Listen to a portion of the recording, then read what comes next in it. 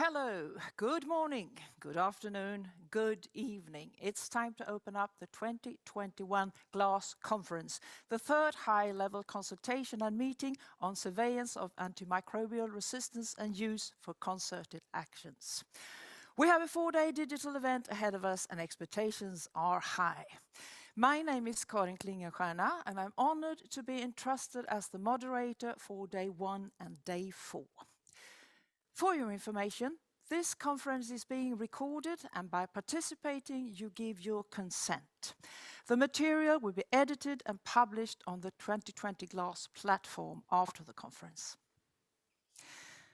This conference is co-sponsored by the Ministry of Health and Social Affairs of Sweden and the Ministry of Health and Welfare of the Republic of Korea and organized in collaboration with the World Health Organization, all of which now are ready to welcome you and open the 2021 GLASS conference. So, please welcome the Minister of Health and Social Affairs of Sweden, Lena Hallengren. Thank you so much, Excellencies, ladies and gentlemen. Thank you so much for the opportunity to join you today. I'd like to welcome you to the third high-level meeting on the global AMR surveillance system. Sweden is proud to co-host this conference for the third time, and we're happy to do it together with the Ministry of Health and Welfare of the Republic of Korea and His Excellency Minister Kwan. A particular welcome also to my colleagues, the Honorable Dr. Faisal Sultan, Special Assistant to Prime Minister on Health in Pakistan, and to the Honorable Minister of Health in Liberia, Dr. Wilhelmina Jalla, who is participating in this conference. I regret, of course, that we could not meet as was planned in Stockholm, which is a beautiful time of the year. We're all facing the challenge of combating COVID-19. And AMR is a similar global challenge to the welfare of humanity. What COVID-19 has taught us is the importance of global collaboration and data sharing.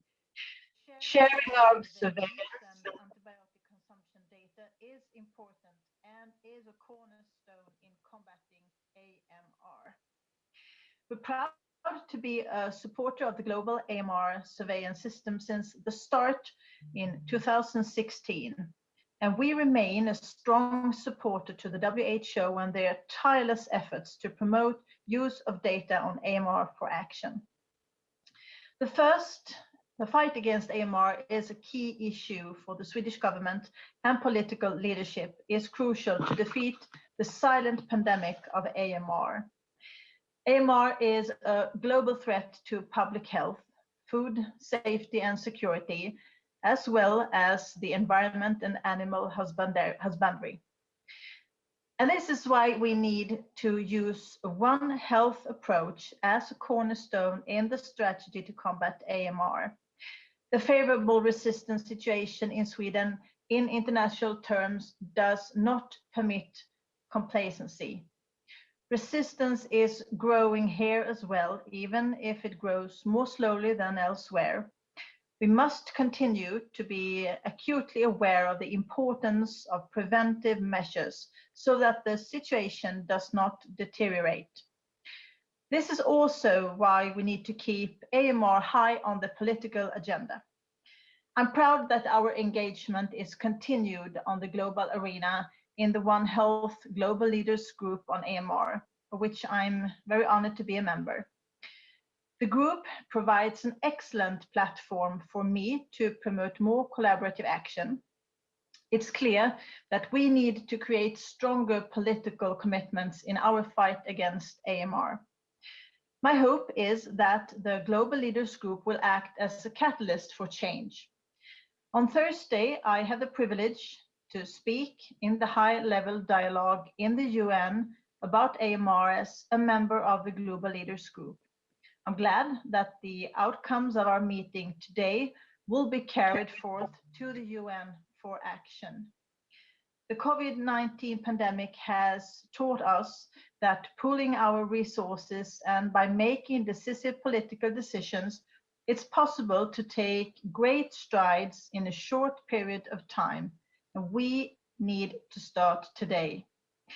I wish you a very fruitful meeting and all the best in your work on moving forward with further development and implementation of the global AMR and use surveillance system. Thank you. Thank you, Minister Hallengren and Sweden. We now give the digital floor to the Minister of Health and Welfare of the Republic of Korea, Dr. Kwon Deok-shil. 안녕하십니까. 보건복지부 장관 권덕철입니다. 코로나19 대응으로 어려운 중에도 많은 글래스 회원국이 참석하여 논의를 진행할 수 있게 되어 기쁘게 생각합니다. 행사 준비에 노고가 많으셨을 레나 할레그렌. My special gratitude to Lena Hallengren, Minister of Health and Social Affairs of Sweden, and Dr. Hanan Balki, Assistant Director General of WHO, for their efforts in preparing this meeting today. Last year, we reaffirmed that threats like new infectious diseases go beyond any one country or region. We also realized the importance of making and pursuing science and data-based public health policy decisions. In fighting antimicrobial resistance, we desperately need the cooperation of various countries as well. Korea, for our part, has prepared and implemented the National Action Plan for AMR control based on the WHO Global Action Plan and the Asia-Pacific Action Agenda. From 2016 to 2020, we enacted the first action plan through which we made multifaceted efforts, such as adjusting health insurance fees to encourage proper antibiotics use, adding antibiotics use and infection control to the healthcare quality assessment criteria, and curbing antibiotics use in livestock and expanding prescribed antibiotics. In addition, Korea fully agrees with the objective of the WHO's Global Action Plan on AMR to collect and analyze information shared between nations, and has been supporting the establishment of an AMR surveillance system that reflects this objective. In line with this effort, Korea established Korea GLASS in 2016. This was one of the most meaningful achievements as it enabled us to share data with 107 GLASS members around the world. Also, another meaningful achievement was creating a multi-sector, multi-ministry cooperation scheme, where the Ministry of Health and Welfare partnered not only with the Korea Disease Control and Prevention Agency, but also with the Ministries of Agriculture, Food and Rural Affairs, Environment, Oceans and Fisheries, and Food and Drug Safety. Going forward, we will continue our current strategies such as encouraging proper antibiotics use, continuing awareness raising campaigns and education, and providing guidelines. Meanwhile, we will also pursue effective AMR policies based on various infrastructure established by the first action plan, such as Core GLASS. We will further strengthen the multi-ministry cooperation scheme so that there could be comprehensive data analysis threading human-animal environment, and that there could be continued R&Ds on AMR testing methods and alternatives. We expect that these efforts could lead to successful achievement of the WHO's Global Action Plan. I would like to avail myself of this opportunity to emphasize that AMR is not just an issue limited to healthcare.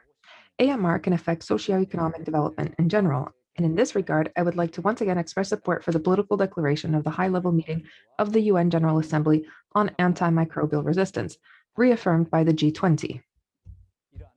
For this high-level declaration to result in substantive and sustained outcomes, it is very important to establish effective mechanisms for international cooperation and governance. Particularly, coordinated efforts amongst nations are necessary to provide technological and financial support to low and middle-income countries. We would like global discussions to continue so that these efforts do not overlap but complement one another and serve as a harmonious whole. Moving forward, I look forward to seeing various productive discussions on addressing AMR. Let us continue our cooperation and sustain our efforts to build a healthy future for both humans and nature. Thank you very much. Thank you, Republic of Korea and Minister Kwon. And now from the WHO in Geneva, the Assistant Director General of the Antimicrobial Resistant Division, Dr. Hanan Balki. Thank you very much. Honorable Health Minister, Dr. Deok-shil from the Republic of Korea, and Health Minister, Mrs. Lena Hallengren from Sweden, honorable ministers joining us today, dear country representatives from all over the world, and colleagues from WHO country offices, regional offices, and headquarters. I am truly honored to be addressing you at this very important meeting, the third high-level technical consultation and meeting on surveillance of antimicrobial resistance and use for concerted actions, which is taking place over the next 4 days. A special thanks to the ministers from the Republic of Korea and Sweden for their clear and important remarks and their continuing support to GLASS. This is the third high-level meeting taking place virtually due to the COVID pandemic that has unfortunately had a firm grip on the world for some time now. The COVID pandemic has stretched health systems and resources in all countries and impacted upon national initiatives to counteract AMR, including surveillance and laboratory capacities, to say the least. Nonetheless, countries are continuing to join GLASS, with membership now at 107 countries, and more are reporting data. The fourth GLASS report will shortly be published, showing AMR rates from 70 countries, including data from more than 3 million patient infections from all regions. Surveillance of AMR and antimicrobial use represents the backbone of our efforts to inform and assess the impact of actions to control antimicrobial resistance. In preparation for this meeting, online technical discussions have taken place to discuss modifications to the GLASS methodology and to agree on principles for additional formats for sharing AMR surveillance data. Your commitment to this work is clearly evident through the high-level participation today, but also from the earlier technical discussions held last year, and this in which 430 participants from 112 countries actively took part, including AMR collaborating centers, networks, stakeholders, and the 3 levels of the WHO. The outcome of the technical discussions will be presented today, enabling us to move ahead and continue our work together in identifying strategies to support countries in strengthening their national surveillance systems. And with the stakeholder meeting that is planned for the third day of this technical consultation, we strive to secure the continuing high-level commitment to support AMR and to propose global strategies for sustainable support and investment for antimicrobial resistance and antimicrobial use surveillance. I would like to conclude by thanking you all again for your commitment to GLASS and for your contribution in helping us to shape the next phase of its development and implementation, and I wish you a very fruitful meeting. Back to you, Stockholm. Thank you very much. Thank you, Dr. Balki and WHO. Now, let's take a look at the program ahead of us. Today is a plenary session, and it gives you an overview of the background, the overall progress, the vision of global surveillance, and expected outputs of the meeting. We'll also have the opportunity, day 1 as well as day 4, to listen to some countries' experience of GLASS. Many of you have taken part in and contributed to the online technical discussions and feedback to the 5 technical GLASS documents. The process and content of these will be presented today in summaries, open up for a Q&A session afterwards, and presentations of issues requiring further discussions day 2. Monday closes with instructions for day 2, namely tomorrow. Tuesday, the 26th of April, is dedicated to discussions in breakout sessions for country representatives, divided into 3 work streams: policy, antimicrobial resistance surveillance, and antimicrobial consumption surveillance. On Wednesday, there is a work stream consolidation meeting for chairs and rapporteurs, and also a stakeholder meeting by separate invitation. Thursday welcomes you back to a plenary session where we first get an introduction to the WHO Collaborating Centers Network. Then we'll have the feedback from the 3 work streams during day 2, each followed by a Q&A session, and from the stakeholder meeting, also followed by Q&A. And from this, we move on to next step for GLASS, a summary of agreed implementation strategies, a meeting outcome statement, and closing the conference. The detailed program can be found on the GLASS2020 platform. Until then, we have a solid agenda to go through, and we encourage you to take an active part in the program. You are welcome to use the webinar chat to send messages to the panelists, hosts, and attendees. If you want the messages to reach us here, you can actively choose to everyone to ensure that it comes to us. Otherwise, it will only be shared among the panelists. You can also ask questions and then using the webinar Q&A. You can write there in Russian, French, Spanish, or English. If you choose English, chances are that your question will get through quicker when we don't need a translation here. But anyway, all questions will be considered. Answers will be published on the platform after the meeting if we can't respond directly. Those of you who use the Zoom app can choose translation into Russian, French, Spanish, and English. Most of our program is in English, but sometimes other languages are being used. Then you need to choose interpretation. So use the button just below me on your screen to come to English.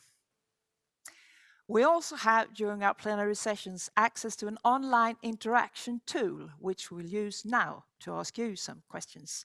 It's Mentimeter time. Please open a web browser on your smartphone, phone, computer, or tablet and go to the website menti.com. Put in the code 1844-8327. And from the site, the questions will be pushed to you automatically. You just need to put in your answer, and please remember to click submit so we get your answers. But don't worry, I'll announce every time we have a new question, I'll give you the instructions again. So here are some warm-up questions to get us on track. First question, simple enough. How are you today? You have 4 choices: excellent, eager to get started, getting by, or don't ask.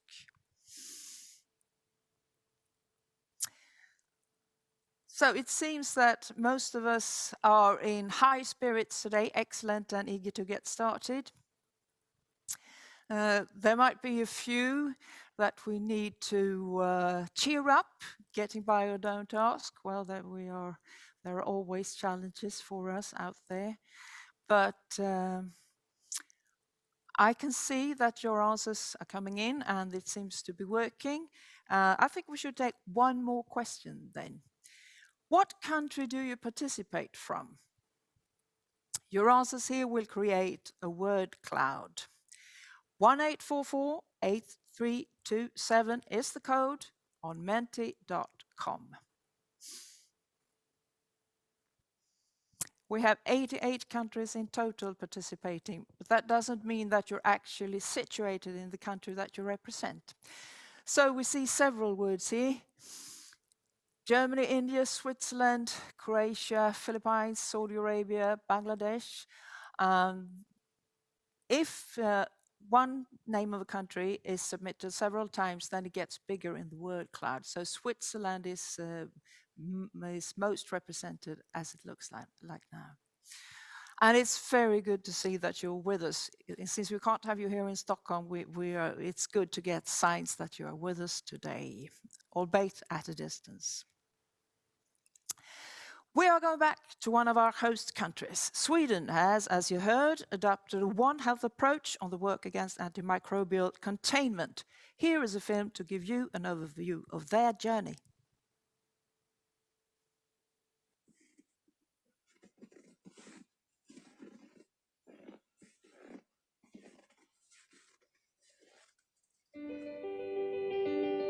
Levels of antibiotic use and resistance in Sweden, both among humans and animals, are among the lowest in Europe and in the rest of the world. But Sweden, as it appears today, with its high living standards, social security, equality, and high trust in institutions, hasn't been around for a very long time. If we go back some 150 years, we find a completely different Sweden. In the 19th century, Sweden was an agricultural country. The life expectancy was just about 40 years, and the infant mortality was about 18%. So, how did we get here?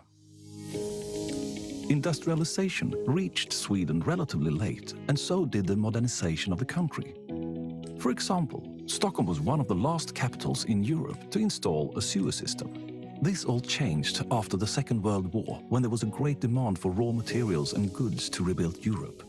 Sweden, which didn't participate in the war, saw a great upswing in its industry and economy and quickly became one of the world's richest countries.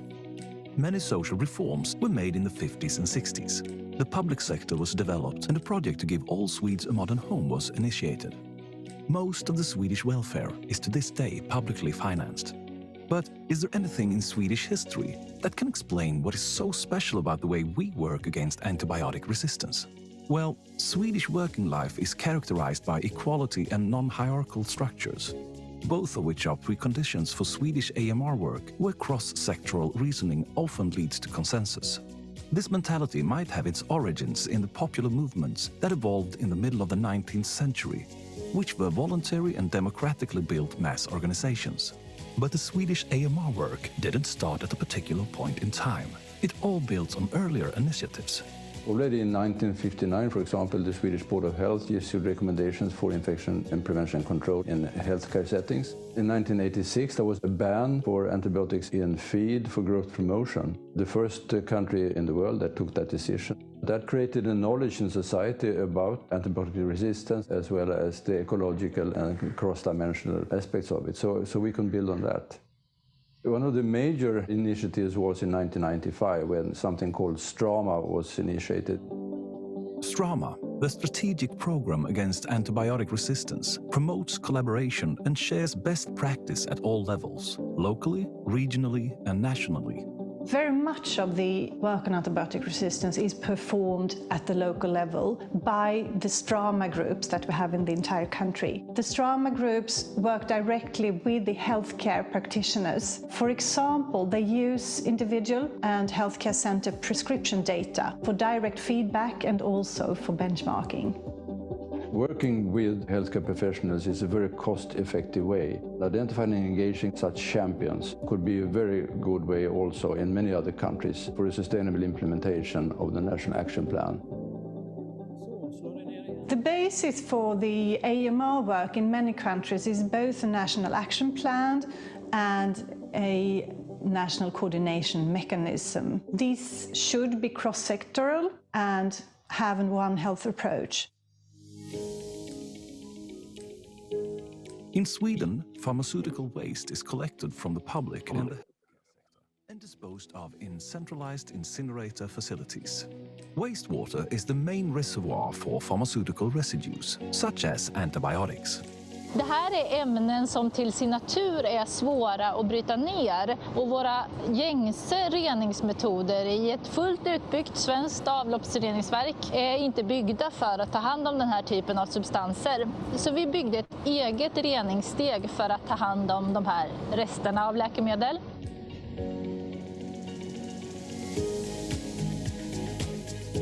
Det här är Bankebergs gård där vi driver ett lantbruk med kycklingar, får, en hel del skog och så lite växtodling. Det vi kallar den svenska modellen arbetades fram i mitten av 80-talet gemensamt oss i näringen, vi bönder, forskare och myndigheter, och det är ett ständigt pågående arbete.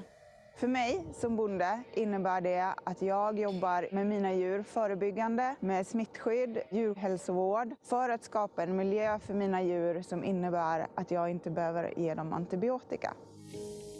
Treatment recommendations are issued in collaboration between healthcare institutions and competent authorities. These are developed in consensus with experts representing various medical specialties.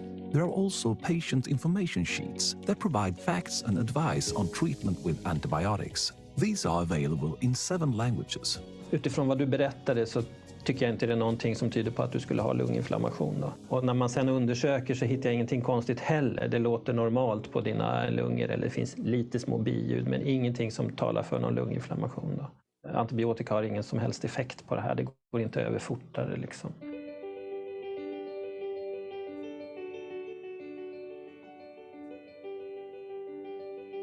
I strongly believe that mobilizing collective efforts from countries, sectors, and all levels of the society will make a difference in tackling the AMR crisis. I'm still optimistic that we can manage this crisis. The coronavirus has led to an unprecedented knowledge about health and healthcare systems and the need for infection prevention. And I think we can build on that knowledge now to also secure access to effective antibiotics for all and make this issue everyone's business.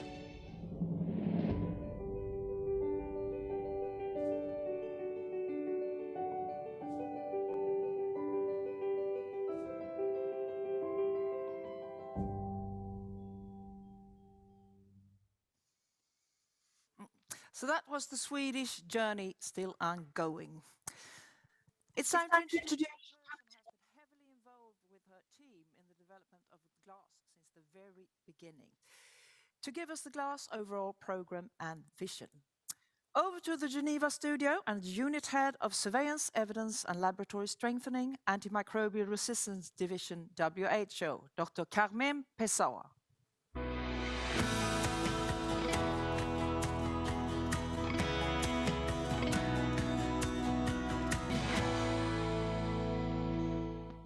Good morning, good afternoon, good evening, colleagues from all over the world. I'd like to, first of all, thank the Republic of Korea and Sweden for supporting this event. And I would also like to thank all country representatives and partners from all over the world for being with us today. So in this very short presentation, I invite you to reflect on 3 points. The first, what could be the GLASS contribution to global health? Then, what has GLASS achieved? And what could be the next steps of GLASS to fulfill its mission? So, starting with the first point, I think it is today a common sense that antimicrobial resistance threats human health, animal health, environmental health, and also has impact on economy and human development. It is also well acknowledged that the antimicrobial resistance threats several sustainable developmental goals. And on this slide, I just disclosed few of these sustainable developmental goals that can be heavily affected by antimicrobial resistance. And in particular, the health goal, the human health goal, the number 3, is heavily affected by the impact of antimicrobial resistance if not addressed. Exactly because of this reason, the monitoring framework that the United Nations developed to monitor the progress in achieving the Sustainable Developmental Goals, just last year approved new indicators to monitor antimicrobial resistance.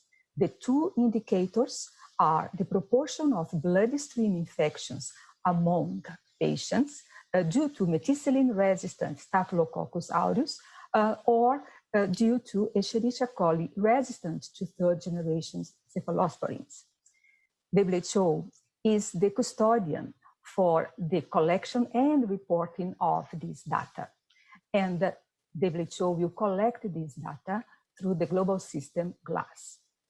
So I think that we can say that GLASS contribution to the global health agenda is made through the standardized approach to collection, analysis, and the sharing of antimicrobial resistance, antimicrobial consumption, and antimicrobial use data, fostering national surveillance systems, and also promoting One Health model for AMR surveillance.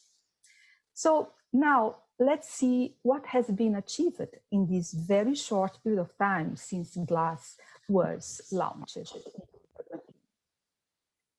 So as of today, this map shows 107 countries participating in GLASS.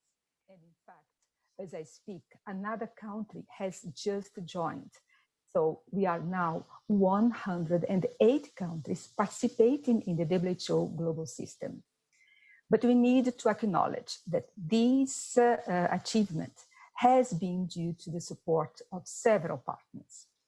just as I start, I think that the solid support of WHO member states has been fundamental, as well as the support provided by the WHO Collaborating Centers Network in support to surveillance, with centers in several regions of the world. And I'd like also to particularly highlight the importance of the regional surveillance network to provide peer support to countries and really foster the application and development of surveillance, AMR and AMU surveillance in all countries. But I think I would also like to highlight the very particular aspects of WHO being an organization with 3 levels: country offices, regional offices, and headquarters. You can see in these slides the distribution of regional offices who work directly with countries and the respective country offices exactly to help the countries participate in GLASS and overcome and establish their surveillance systems. So I think these are important reasons for this rapid success of the surveillance system. Now, let's see how GLASS evolved over this time. When GLASS was launched, we started with a simple as possible model of antimicrobial resistance surveillance in bacteria causing acute human infections. This is the GLASS AMR component. But just in these 5 years of existence, we have also started the development of other components that are now being piloted. And some of these components will be discussed in this meeting. And I would like to highlight that just last year, we have incorporated an important component, the surveillance of antimicrobial consumption. As you know, antimicrobial consumption is one of the main drivers for the emergence of AMR. So it is fundamental that GLASS has not only the surveillance of antimicrobial resistance, but also antimicrobial consumption and use. And this component will also monitor the consumption of newly developed and issued antimicrobial medicines. Now, let's have a quick look at what has data GLASS reported over this short period of time of just 4 data calls. You can see since the first data call in 2017 and the last one conducted last year, and please, the data in the last column has not yet been published. It will be published in the report to be issued later this year. So you can see that since 2017 data call, an increasing number of countries have been reporting antimicrobial resistance data to GLASS. But it's not just the increase in the number of countries. I invite you also to see that within the participating countries, there has been a very significant increase of the number of surveillance sites participating in the national surveillance network. So this shows that these countries are expanding within their countries their own surveillance systems. And within this period of time, we have gathered information on more than 80 million human infections in such a short period of time. So this table shows an overall increase, but now I would like to invite you to see the progress in low and middle-income countries. Many might say that these countries would not be able to follow the same level of increase, but this is not true. As you can see, when we see that 15 low-middle-income countries that could not submit any data in the WHO report on AMR surveillance that was published in 2014, so these countries are now participating in GLASS and providing data on antimicrobial resistance. And this progress is not only in terms of the increase of the number of low-middle-income countries participating in GLASS, but also in these countries, we see the same expansion in the number of surveillance sites in their national surveillance networks. So for us, this is really rewarding because it shows that progress is possible for all countries. Now, I think that we need also to acknowledge that the system has constraints that must be addressed for achieving a robust global surveillance system. The first, I will just in this presentation highlight two constraints. And the first one I'd like to highlight is the fact that the data submitted to GLASS is aggregated at the national level. And this simply impedes the evaluation of combination of multiple drug resistance in pathogens. And this is very important not only to inform the overall patterns of resistance, but also for research and development of new drugs. And then I would like to very much highlight the constraint on data completeness and representativeness. We know that countries are at different stages of development of their national antimicrobial resistance and use surveillance systems, and also in different stages of their own health systems. So in many countries, the reliance only on the routine clinical sampling that is the procedure currently used in GLASS. So this reliance on routine clinical sampling may be heavily affected by breaches in the system and therefore also impact on the data representativeness. So in this pyramid here that I would like to illustrate some of the shortcomings that may happen due to weaknesses in the local systems. So we imagine the population at risk that needs to seek care and has a suspicion of infection, and therefore they need to be sampled, and the data should be dealt with in a correct manner. Particularly, we do need the principles of diagnostic stewardship followed in a systematic manner, which means that there should be criteria for the suspicion of infections.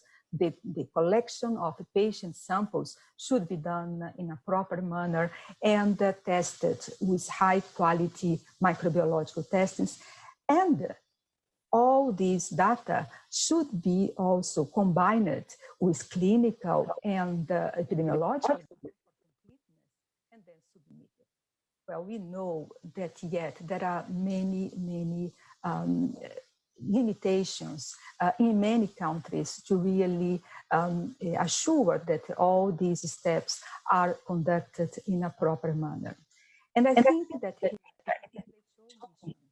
work with countries to strengthen their systems for the application of the diagnostic stewardships, for the development of robust national laboratory networks with quality assured clinical labs, and also for the development of the information systems and epidemiological infrastructure that would permit the collection and analysis of data in a way that it would be complete and representative.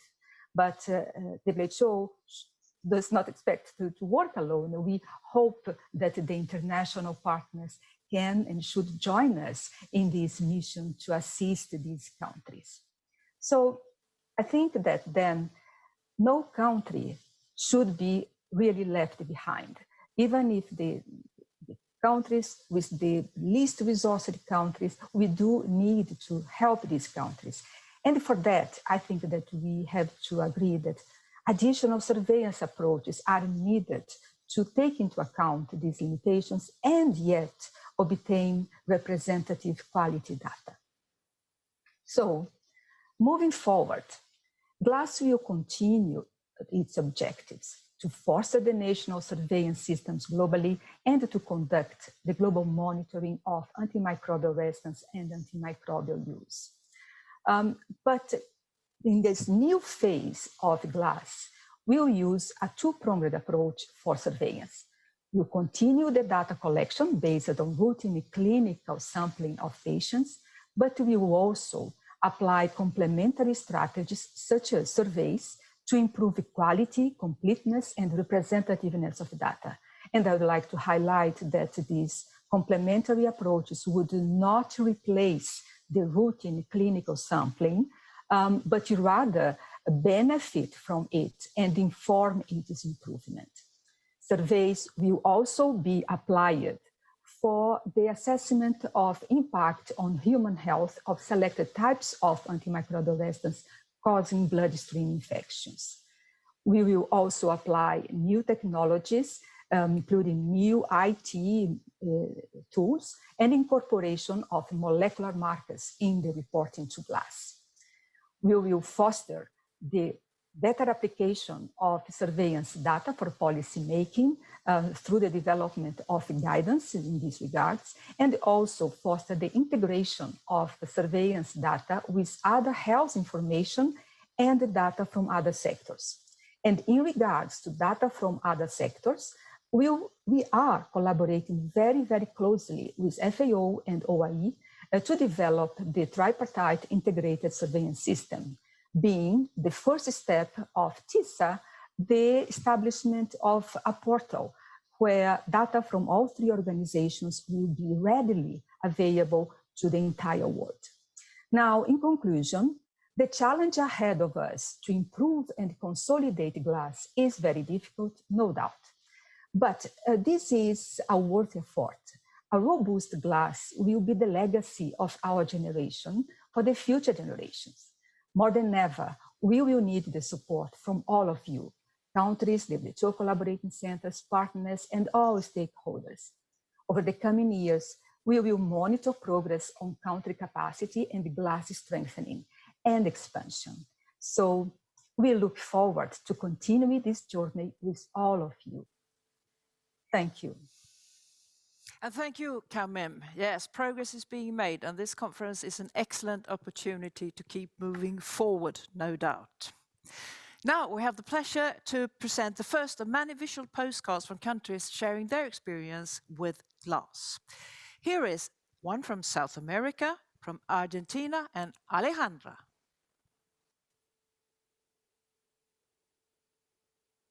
Hola a todos. Morning to all. My name is Alejandra Corso. I am the focal point for GLASS in Argentina and a collaborating center for antimicrobial resistance control. We would like to tell you a little bit about our experience in GLASS. Argentina joined GLASS in 2019. That is to say, only 2 years ago. However, during that time, our experience has been very positive at the country level. In Argentina, we have a surveillance network for resistance that has been underway since 35 years. So it is very well established. There are 91 hospital centers that participate in this program, and surveillance reports are published on an annual basis on our website. However, the possibility of participating as well as publishing our data in GLASS has enhanced the visibility of our network. And it has opened up a whole array of possibilities for ourselves for cooperation, participation in projects with other working groups at the global level. And this, of course, is something that is wonderful for Argentina. Argentina has also had the opportunity of participating in pilot programs of surveillance, and we have also had the possibility of participating in the revision and the discussion of technical documents. This has allowed us to share the specificities of the Americas region. It has also allowed us to harmonize our vision with the global vision regarding different initiatives. Another advantage of participating in GLASS, and I believe that this is maybe a little bit more personal, is getting to know the documents, getting to know the technical documents of GLASS, gaining in-depth knowledge. Despite the fact that these documents are openly available, they are open access, everybody could be able to access them. However, belonging to GLASS really gives us a great incentive to understand the documents. We have a great incentive to keep ourselves up to date. It also encourages us to implement improvements in our surveillance network in Argentina. And finally, I would like to recommend to all countries that have not yet joined GLASS that they should consider this possibility. In GLASS, we promote the exchange of ideas. This is very stimulating. There is a whole diversity of our voices that is heard and that is taken into account. And we can also feel that this is really taken on board. So I would just like to send you a very warm greeting from Argentina. See you very soon. Thank you. Thank you, Alejandra. Here's a picture postcard from Southeast Asia, Thailand, and Guantanamo.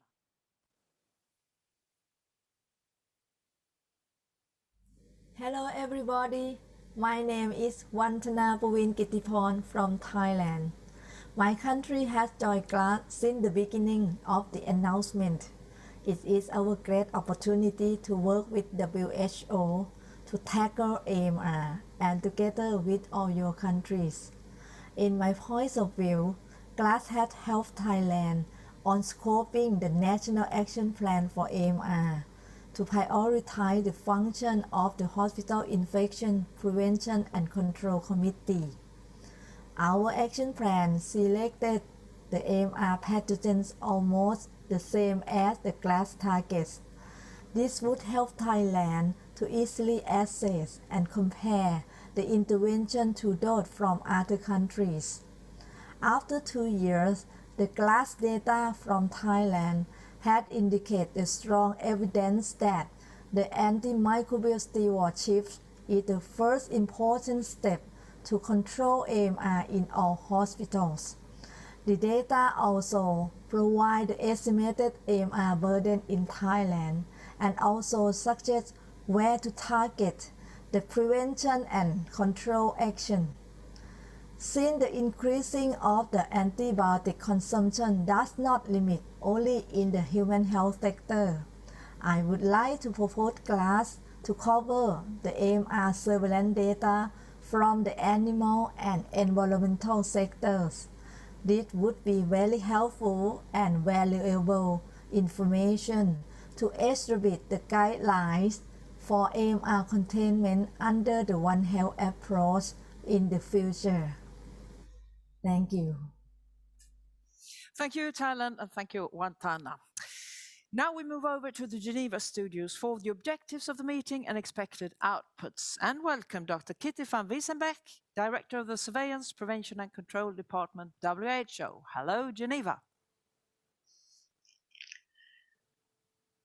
Honorable Minister Lena Hallengren and Honorable Minister Kwon Jok Choi, a distinguished country representatives, partners, and WHO colleagues. This third high-level meeting really marks the transition from the early implementation phase to the next phase of GLASS, in which we need to further strengthen GLASS and expand GLASS. I think we all agree that a surveillance is not an aim in itself. We need those data desperately to inform the AMR response at local, national, and global level. This is why we need good data. And this is why this upcoming phase is so important. But there's lots to celebrate. I think all of us saw how Carmen represented moving just in 4 years' time to 108 countries having joined GLASS. As important is not just the countries. The number of reporting sites moved from somewhere 700 to 73,000 sites. OPDs, hospitals. This is also what Carmen showed. The early implementing low and middle income countries were able to strengthen their GLASS system in the first years. Having said so, it's time now to review a lot of success, but we have to address certain weaknesses and gaps, such as the representative issue in some countries and the limited use of the data. So as Honorable Minister Hallengren said, it's data for action. And the other thing that Minister Kwon said is that we need to coordinate and make sure that our efforts to assist countries do not overlap. And this is how we get to the objectives of this meeting, which is my task to share with you. The long text is in your documents, so I take the freedom to summarize 4 meeting objectives. Number 1, obtain commitment to further build and strengthen and expand GLASS for the surveillance of AMR, antimicrobial use, and antimicrobial consumption. Second, discuss and propose modifications to GLASS, including new approaches, and so this is also for AMR and antimicrobial use. Third, discuss and propose principles for sharing additional formats for data, for instance, for sequencing. And last but not least, identify strategies to support countries. And I think this is very important. And I think that ADG already, Hanan Balki already mentioned that there will be a stakeholders meeting, and this stakeholders meeting, which will take place on Wednesday with our partners, is really going to focus on how we can better work together to get the most optimal technical support to countries. So obviously the expected outcomes are related to the objectives. The first one, an updated roadmap on the further development and strengthening of GLASS, which really addresses the most important weaknesses and gaps. And the second one, and as an expected outcome, a strategy, or at least the start of a strategy, how to assist countries at different levels of implementation, because they need also different levels of support.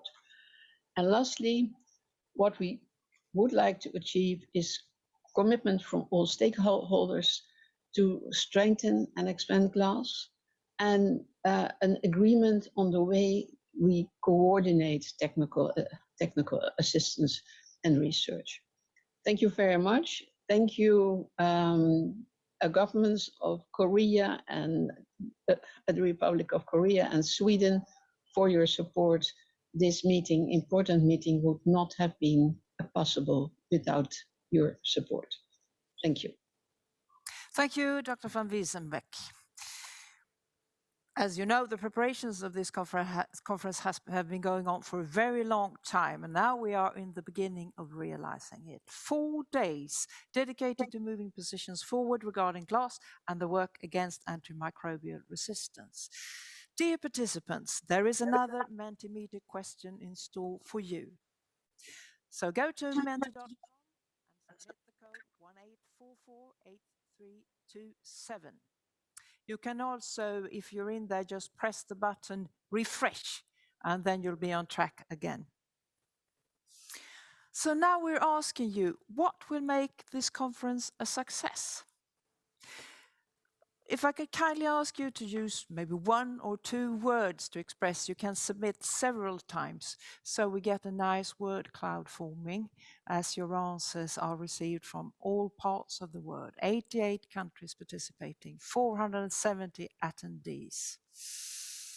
Here you can see beside collaboration stands out strongly here as being the largest word in the word cloud. Environment included.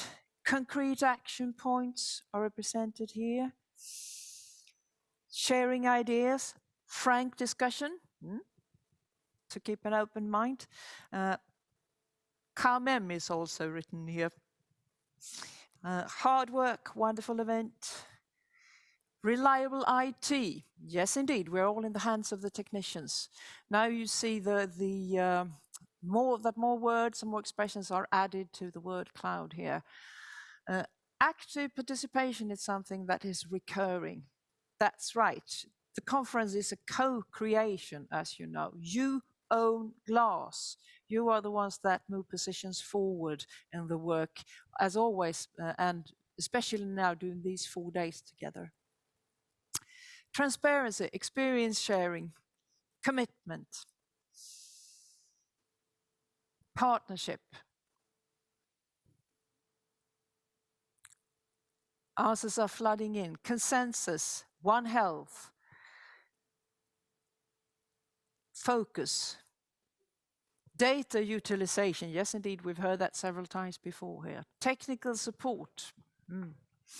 And of course, you'll be able to voice your ideas and your needs and your input during tomorrow, not least. But also we have the chat where you can submit comments or questions. We also remind you that we publish information in the chat throughout the day. So what I'm saying here will be reinforced in the chat.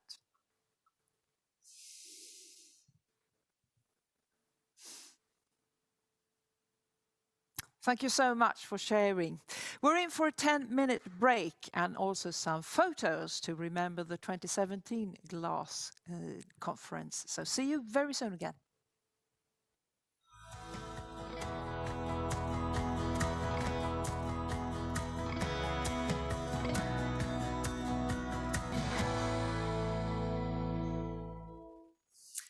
Hello and welcome back. I find that the time is now around 2:09. We are very to the point here in the Stockholm studio when it comes to time.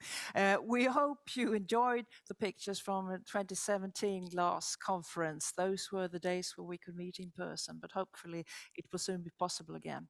But we're still very happy to have you here online. And as a start of this part of the program, we would like to ask you another Mentimeter question to get an overview from you of last year's GLASS implementation work.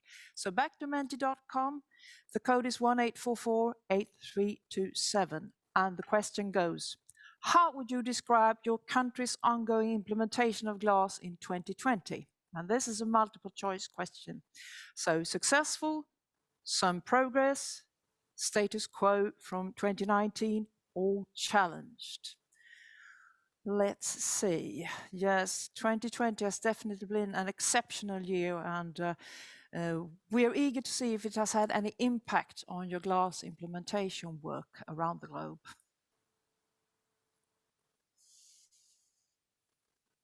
You may remember also to refresh and also submit your answer. Don't forget to push the vital button there.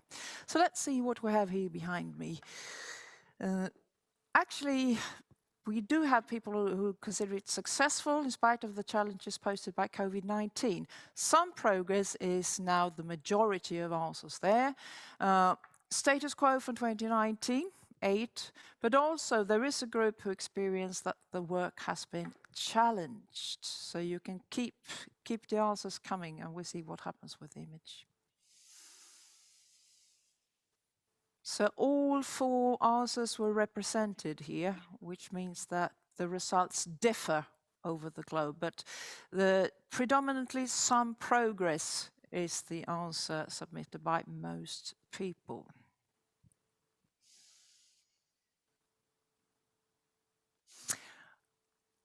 So, thank you all for contributing to the Mentimeter question. There will be another one in the course of the day later on.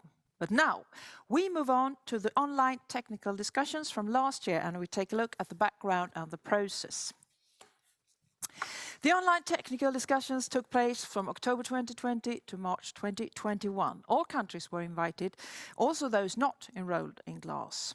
The discussion was organized as webinars, and all WHO regional officers were deeply involved in conducting them. 2 global webinars were held, and 28 regional webinars were held in English, Portuguese, French or Spanish. At least 4 webinars were held in all 6 regions, and at least 1 webinar held per thematic area. Around 30 to 100 persons participated in the webinar per each. All countries were also given the opportunity to give structured feedback on 5 technical documents. As you know, we will get back to these later during the program. One of the participants from the European region was Dr. Johan Struve, Special Advisor for the Unit for Antibiotics and Infection Control, Public Health Agency Sweden. Hello, Johan. Hello. So good to see you here. Nice to be here, thank you. Yeah. So tell us, how were the webinars? Well, the webinars provided an opportunity for member states to further engage and get updated information on the present status of GLASS environment and also the steps forward. And like you said, they were organized in a regional format, which meant that you could join the webinars in your preferred language and in your preferred time zone as well. And finally, there was also information about the online technical consultation on the 5 documents for which WHO requested feedback from the member states. So please tell us more about the webinars. They were organized around 4 thematic areas related to surveillance: antimicrobial consumption and use, laboratory methods, antimicrobial resistance, and One Health. And they were based on the existing package of GLASS documents that are available. So could you give us an idea of what the webinars were like? Well, usually they started with an introduction, updating on the present GLASS status, and then the proposed updates and new elements were presented along with their corresponding documents. So if we pick one webinar in detail? Well, let's talk about the webinar on antimicrobial resistance then. As you heard, GLASS started out with surveillance of antimicrobial resistance. And during this early implementation phase, lessons learned have now been incorporated in an updated version of the GLASS manual called 2.0, which was then presented and also discussed. It also included presentation of the new elements and new aspects and their corresponding documents. So what about the people who couldn't attend the webinars? Were they recorded?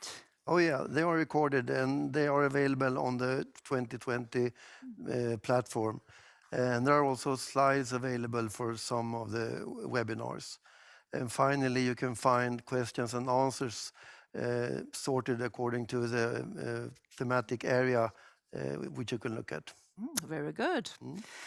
And you also took part in the 2 earlier GLASS conferences. Yeah. Do you have any personal reflections? Yeah, I'm really impressed about countries' commitment and the achievements that have been made and moving the whole concept so far in such a short period. It's really impressive. So what about your expectations for the 2021 conference? Well, I hope that this conference, like the previous ones, will add even more energy, interest, commitment, engagement, and that it will take us further on to the global effort to tackle AMR together. Hear, hear. We'll do our best. Thank you very much, Johan Struve. Thank you.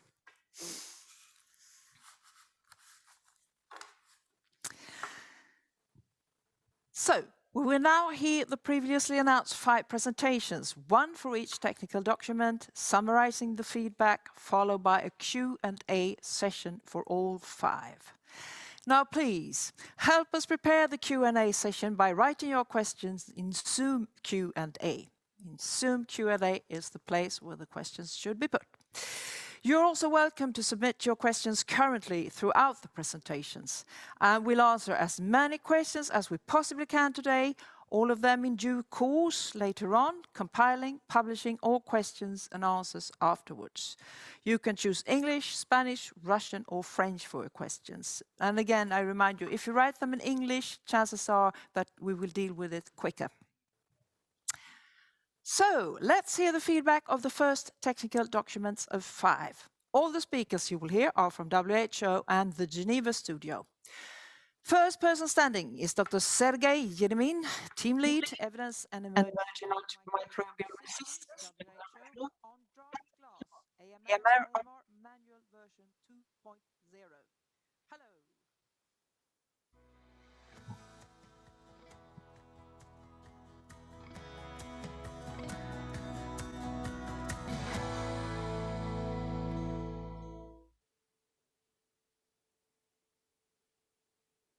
Thank you, Stockholm. Доброе утро, добрый день. Good morning, good afternoon, good evening, dear colleagues, wherever you find yourselves. One of the documents that was presented for this consultation was the draft GLASS manual, Manual 2.0. This draft manual provides updated information on using GLASS for surveillance of AMR. And for the first implementation phase, it's part of the documents and tools which have been designed to continue with the implementation of the GLASS systems, its objectives and its methods. The questionnaire received 63 responses. These were from countries from the Americas, from the Eastern Mediterranean, that responded most. 71% are participants of the GLASS countries. Some 82% who participated agreed that the draft manual 2.0 contained sufficient information and guidance. Those who responded no stated that the manual did not have enough information on active surveillance and more should be done for lobbying and mainstreaming of the document. The majority of countries who responded, 90%, agreed that GLASS methodology was presented in a clear manner. 3 out of 5 countries who were not satisfied with the clarity of the manual judged that this document is generally clear, but needed specific clarifications on specific points and provided suggested amendments in that regard. Those suggested amendments will be reviewed when we prepare the final version. The majority of the respondents, 92%, believed that this provided useful tools for putting into place GLASS AMR surveillance approach promoted by the manual. Those who said no stated that a few documents can't resolve all concrete issues and referred to the need to build clinical, laboratory, and IT capacity. The majority of countries who responded, 96%, considered that the manual was useful to assist in strengthening AMR surveillance nationally. 2 European countries who responded no stated that the document doesn't add much value to strengthen national systems as their country systems are already sufficiently developed. 64% of countries who responded agree that introducing new kinds of specimens, pathogens, and antimicrobials is appropriate. Certain countries proposed certain additional specimens, pathogens, and antibiotic medicines. One of the countries stated that this list could be complex for certain countries who do not have sufficient resources. Those who stated no stated they have concerns around the challenges that an extended list could propose to countries and that focus should be placed on standardization and harmonization of surveillance of AMR, particularly for certain infections such as breast or urinary tract. Reactions expressed by countries showed that 51% out of the 63 countries who responded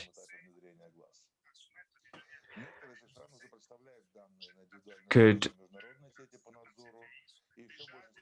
start to collect individual AMR data at the national level. Certain are already doing so, and certain are seeking to collect this data. 20% responded no here, explaining this by the limitation of laboratory-centered systems, a lack of human IT resources, and other countries were not convinced by the introduction of this data connection. The majority of countries who responded didn't know. 29% gave the explanation that they need additional consultations with stakeholders and national authorities before moving forward. When we asked countries to indicate the essential elements for the classification of surveillance data on representation and quality, the majority of the elements that were raised were suggested as important for more than half of the respondents. Quality assured microbiological data and geographical representation of patients ranked first and second among the answers provided. Additional comments and elements were added, as well as requests for clarification. 25 countries used this questionnaire to provide positive and useful, to provide feedback. All comments were seen as positive and useful, with response giving opinions on the document. We will include reactions in the final report. All comments and suggested amendments will indeed be taken into account for the final updating then of the manual and the corresponding tools. Thank you. Today's colleague, Dr. Barbara Torbene, Technical Officer, Evidence and Emerging Antimicrobial Resistance, WHO, on GLASS method for estimating attributable mortality of antimicrobial resistant bloodstream infections. So in the next slide, I'm going to present the country feedbacks over the GLASS method for estimating attributable mortality of antimicrobial resistant blood infection. The published document was released in May last year, and it's a master template that describes a prospective cohort study to estimate antimicrobial resistant bloodstream infection attributable mortality. The attributable mortality determines how many extra patients died because they acquired an AMR BSI. And this is done by comparing case fatality rates between patient group or cohorts. So countries were asked 5 questions about the clarity and the appropriateness of the methods described in the protocol, its usefulness, the study targets and the implementation of the protocol. Overall, 62 countries sent their feedback, 47 which were enrolled in GLASS. And in general, we had the response from 23 high-income countries, 20 upper middle income country, and then 19 low and lower middle income countries. And as you can see on the right side, countries in the region of America, Eastern Mediterranean regions, and European regions were the country providing the highest number of responses. So, to the question asking if the method was presented clearly in the protocol, 90% of the countries said yes, with only few countries in the African, American, Eastern Mediterranean and European region, which said no. And the main concerns were about the ethical approval that needs to be obtained at country level, the rationale behind the choice of the statistical methods, and a better definition of the target audience. To the questions asking if appropriate tools for implementation were presented in the protocol, again, the majority of the countries said yes, aside from some country in the Eastern Mediterranean and European region. And the main concern about the proposition of an IT tool for data collection and the translation to local languages. In relation to the question asking if this method is useful for assisting in the estimation of AMR impact on human health, again, the majority of countries said yes, aside from some of the country in the America, Eastern Mediterranean and European region. But as you can see, this was not impacted by the income level of the countries. Country gave some suggestions about making the protocol even more useful, and this is related to prioritize a country to better organize support and take into consideration differences in the antimicrobial resistant patterns, and possibly choosing a representative sample of country and indicators of country as an approach to provide an estimation of the AMR burden globally. So the protocol targets 2 specific infections. These are the infections that are related to the SDG indicator, which we have seen is the proportion of bloodstream infection caused by E. coli resistant to 3rd generation cephalosporin and MRSA. As you can see on the left, although 71% of the country agree that these are important targets for the protocol, we had a higher number of countries, 23% of countries said no, and 6% of countries saying, I don't know. This was pretty spread within regions.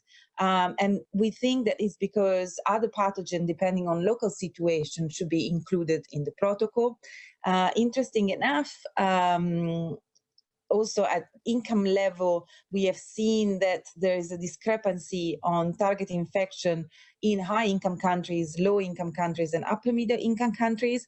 And for this reason, countries suggested other possible target of infection as carbapenem-resistant enterobacteriales, MDR, Acinetobacter baumannii, vancomycin-resistant enterococci, and Klebsiella pneumoniae-resistant to third-generation cephalosporin. But as we said, the protocol is actually flexible and it can be used on other type of target infections.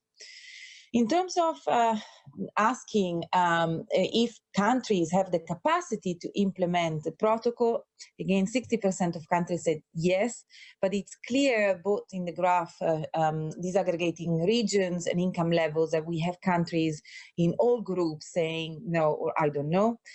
Interesting enough, though, 8 countries that are not enrolling GLASS actually they would be able to implement the protocol, although countries ask clearly support in laboratory capacity strengthening, IT capacity building, procurement and equipment of supply, training of national teams and on-site training of hospital teams, WHO technical support missions, inclusion of WHO resource person, and finally, online resource pages and online support via email.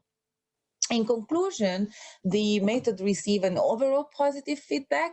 In particular, 7 countries provided detailed review of the document, and also very important, some of the countries are already conducting similar study and emphasize the need to align and link to the GLASS approach. So with this, I thank you. Thank you, Barbara. Good to hear. Please remember, dear attendees, that you can submit your questions in the webinar Q&A, so we encourage you to seize the opportunity. Now we're happy to give you more GLASS stories from the countries. Here is a postcard from our European friends in Germany, Tim and Muna. Hello, my name is Muna Abusin. I'm based at the Robert Koch Institute, the National Public Health Institute in Germany. I'm a focal point for GLASS, and luckily I'm not alone. Hi, my name is Tim. I'm from the Robert Koch Institute as well, and I'm as well the focal point for GLASS. Germany is in a very special situation because the data are reported from ECDC via EARTHnet to GLASS, like for most of the EU countries. The German resistance data from our national system, antibiotic resistance surveillance, the R systems, are published in an interactive database. The data is informing the development of the national action plan. This is one way we use the data for policy making. And over to you, Muna. Also, as Tim mentioned, we have an AMR system since many years in place. GLASS has given us some new challenges, but also opportunities. The population-based approach is one of them. And we take the chance to further develop our surveillance system and get better data in regard to this. During the data generation process and submission, we get in contact and discuss with our colleagues responsible for gonococci and salmonella surveillance our AMR data. Without GLASS, this would have hardly happened. Last but not least, we gain from the global perspective and exchange in the GLASS community. And we are looking forward to the upcoming meeting with all of you. Bye-bye. Bye-bye, Tim and Muna from Germany, and also thank you for taking turns so elegantly. We have a postcard from Africa, from Zambia and Otrida.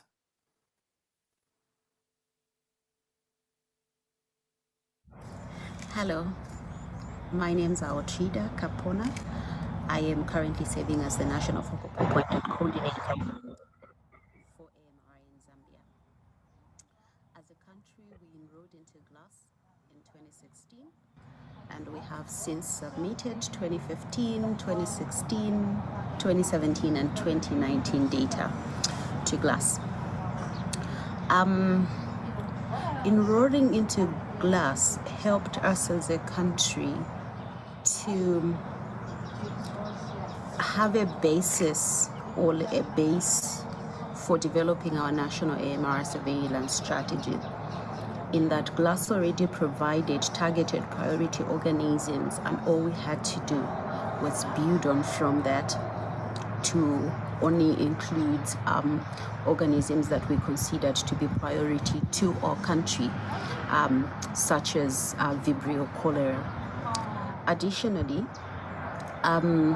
participating in GLASS provided for us a sort of harmonized way for our surveillance sites to be able to manage our AMR surveillance data, as well as providing a proper coordination mechanism or structure for AMR surveillance. It hasn't been an easy journey. We have had our challenges, but I think what's been most important is that we have focused and built on the gains that we have seen. At sub-national level, facilities are able to generate data that they then are using to develop their own antibiotic treatment guidelines to inform practice in those facilities. We look forward to expanding and having more labs come on board to generate this data to hopefully inform development of our national drug formula. For countries that are looking to enroll, you don't always have to start big. We started with one site in 2016. By 2018, we had built capacity in 2 additional labs, and we enrolled those labs. Hopefully this year we'll be submitting data from 5 labs. So don't wait to have it all. Start with what you have. I will conclude with an appeal to WHO. I think that WHO can do more, especially where engaging with countries is concerned. I think WHO needs to engage more to better understand the challenges that countries are having. For instance, we didn't submit data because we did not have antimicrobial sensitivity discs that particular year, but we didn't get any communication to better understand our challenges and concerns, and I think that they can do more in that area, and also possibly just capacity building and support for labs, if at all that's an option, especially where antimicrobial sensitivity discs are concerned. Thank you. Thank you, Zambia and Otrida. We take your piece of advice to heart. You don't always have to start big. We're going back to feedback of documents appraisal and Geneva. Sergei Yeremin is back, reporting on GLASS early implementation protocol for the inclusion of candidates.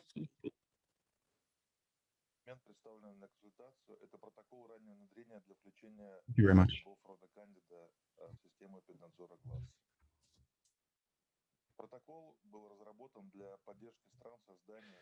So let me tell you a little bit about the early implementation protocol. It was set up to support countries to build or strengthen national fungal AMR surveillance and enable incorporation of AMR surveillance for invasive candida into GLASS. The protocol describes the objectives and methodology and provides a detailed description on the proposed approach and define targets for surveillance of antimicrobial resistance candida causing bloodstream infections. This protocol is intended to guide countries to leverage their existing AMR surveillance system to build the capacity needed for AMR surveillance of candida support.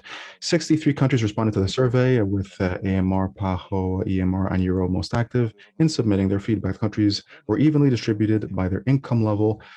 47, that is 75% of responding countries, are enrolled in GLASS. The majority of responding countries, 97%, agreed that the GLASS early implementation protocol for the inclusion of candida apps is presented in a clear manner. 94% agree that the protocol provides a clear guidance to support the implementation of the AMR surveillance in Candida SOPA. Countries who responded no requested additional information to be added, including guidance on transportation of isolates to the national reference laboratories and Candida reference centers, CRC. One country suggested the definition of a global list of institutions that could act as reference centers to support countries with limited or no capacity for AMR fungal surveillance.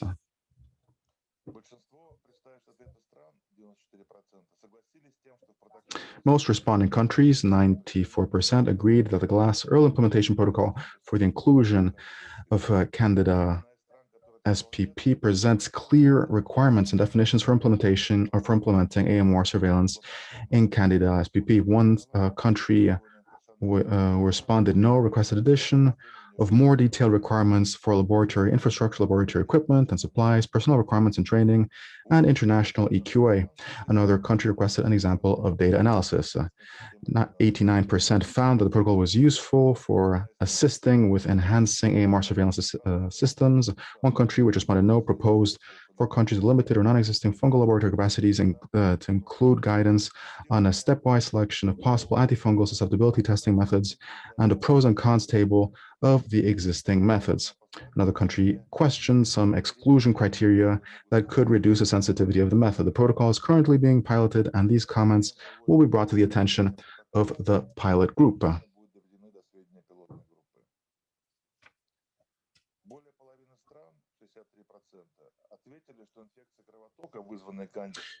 More than half the countries, 63%, responded that bloodstream infections due to Candida SPP are not systematically monitored, while only 24% of the countries responded with positive answers. This proved to be difficult for high-income countries, with about half of them responding no. Less than half of the responding countries, 46%, have clinical laboratories participating in the national AMR surveillance system with the capacity and infrastructure required for identification and performing antifungal susceptibility testing, AFSTs, of Candida SPP. A number of countries described in detail the gaps in the laboratory infrastructure and specific needs. Several countries noted that while having the capacities for identification, in many cases not at the species level, they lack the capacities for AFST. Some more advanced countries noted that even with the existing laboratory capacity, standardization across the surveillance system is lacking.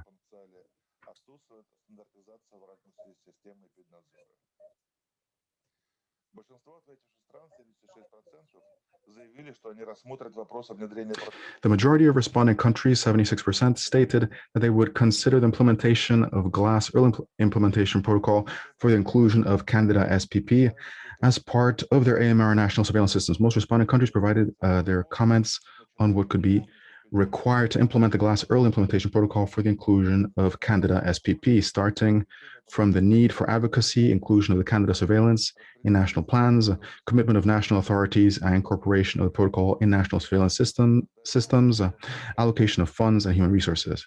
Many countries requested support for establishing coordination mechanisms and laboratory networks, procurement of laboratory equipment and supplies, training, development, and implementation of SOPs, establishing referral pathways.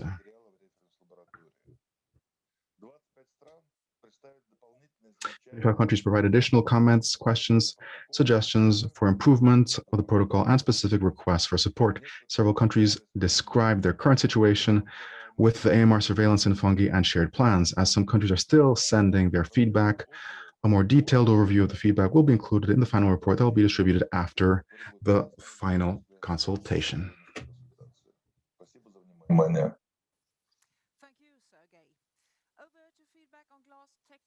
On whole genome sequencing for antimicrobial resistance surveillance.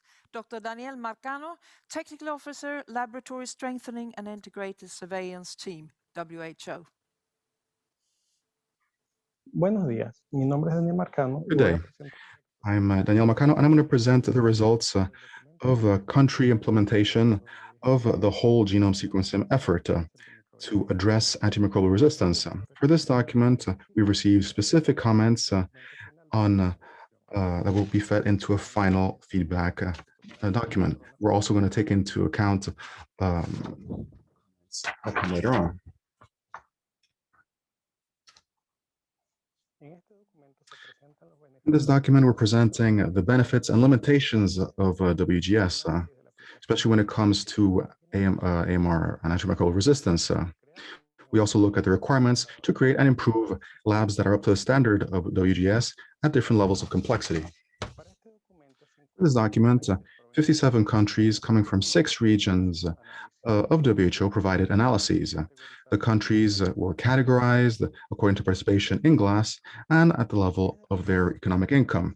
We should emphasize that the countries were evenly distributed across regions and level of income.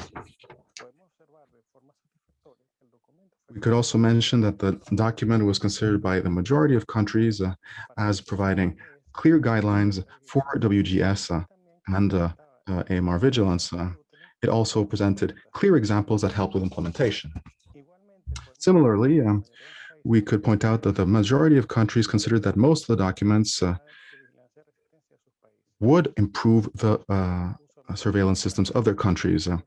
With respect to molecular methods, we point out that many countries had a vast majority of methods in use that tend to confirm a bias in phenotypic methods. Regarding WGS, most countries use this technique. Those who don't understand that for a successful implementation, they require a dedicated focus on their microbiological labs, long-term strategies, clear procedures to share and manage data, as well as to be able to protect the confidentiality of patients. They also need to implement standardized workflows.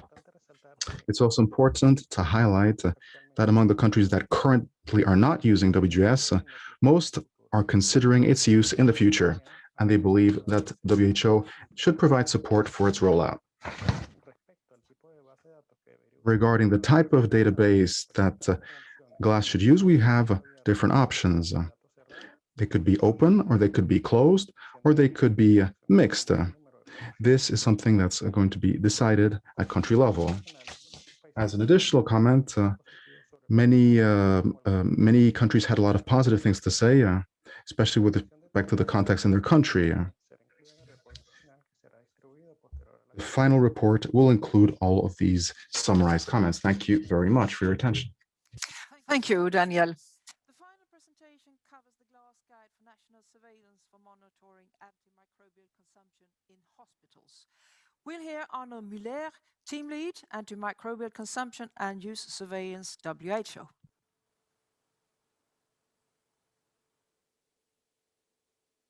Bonjour à toutes et à tous. Dans la continuité des précédentes présentations, je vais maintenant. Like previous speakers, I'm going to present to you now the results regarding the GLASS guidelines on AMR surveillance in hospitals. Let's remember that this guide wants to help countries to set up their national surveillance systems and the consumption of AMRs in hospital settings. When we developed the guides, we looked at different levels of capacity at different countries. We looked at their methodologies when it comes to compiling and analyzing AMC in hospitals. It strives to help countries when it comes to making decisions on what are the indicators to use when it comes to hospital activity, on the level at which data should be aggregated. For example, we look at different hospitalization sectors, or whether we're looking at outpatient care, or if we're going to look at entire hospital services or a different level of aggregation. Now let's look at the results. 42 countries responded to the online questionnaire between October 2020 and February 2021. All countries are represented with a strong participation of Europe and the Eastern Mediterranean. About half of the countries are high income, and the vast majority of countries are enrolled in GLASS. So only 7 of the 35 countries are non-GLASS countries. The rest are in the GLASS surveillance system. These results remain preliminary. And for those who have not yet answered, the questionnaire, you still have the opportunity to respond by the end of April, so we can include that in the final version of the report. So now let's talk about the questions. The first question is the following: is the methodology presented in a clear manner? And the vast majority said yes. They responded in the affirmative. 2 countries provided comments saying that they could improve comprehension of certain chapters and also that specific terminology could be clarified. Countries also mentioned that we had included figured targets, and they were wondering if this should be maybe left up to the countries if they were going to set numerical targets. Second question was the following: does the GLASS guide for hospital AMC surveillance provide practical tools? Once again, the overwhelming response was positive, was affirmative. We had a couple of main comments on 3 basic points. There was an important need for these manuals to compile data. There was also the need to have specific examples when it comes to the rollout of surveillance programs and how these programs can affect local therapeutic guide development. And last but not least, they talked about the importance of a gradual rollout when there are limited resources. We also asked countries whether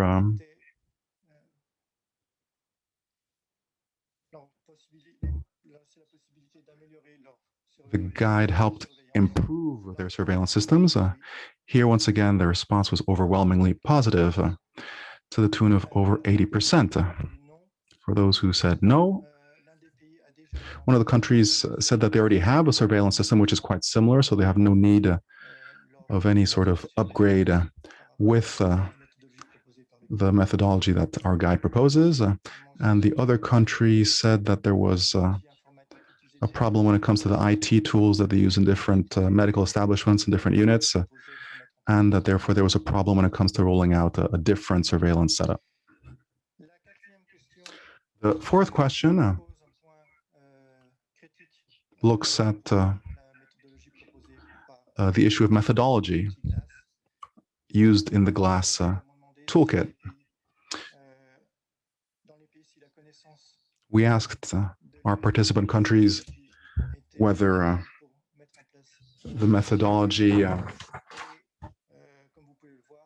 ATC DDD was sufficient, and as you see, the majority of countries said yes, and even in high-income countries, you'll see that 2/3 of those countries responded yes.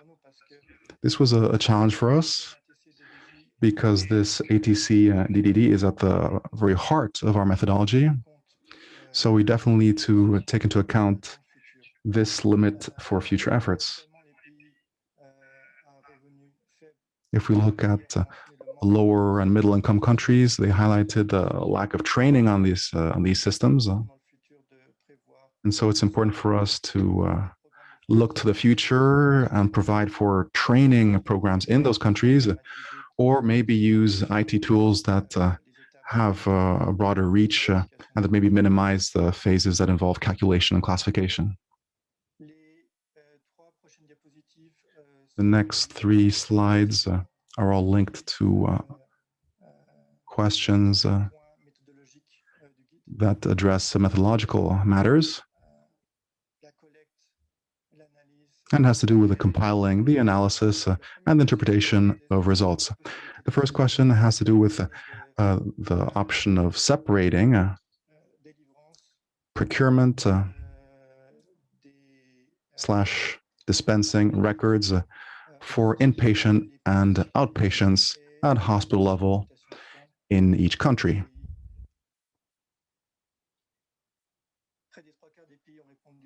3/4 of respondents said that they could disaggregate this data, and among the comments we received, some countries went so far as to say that they actually modify their IT systems or their registration systems so as to be able to separate these data streams. He also talked about the problem of the private sector that might not want to participate or not want to share their data in the context of a national surveillance program. Question number 6 now.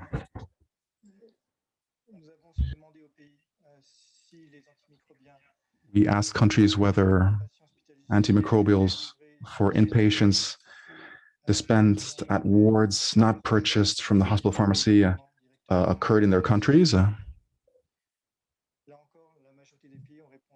Here again, the majority of participant countries responded that the dispensing effort was carried out at their service level in hospitals. This is absolutely essential if we're going to provide consumption data.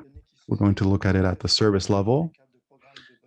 This is extremely important when it comes to improving the management of antibiotics in hospitals.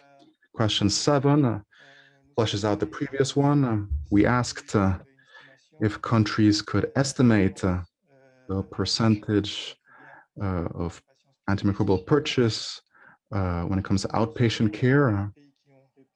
Some of the countries that participated, only 8 actually responded. And so this data should be taken with a large pinch of salt. We have a broad range of values here. Some countries said less than 5%. And one country responded practically 100% of antibiotics are purchased outside of hospital settings.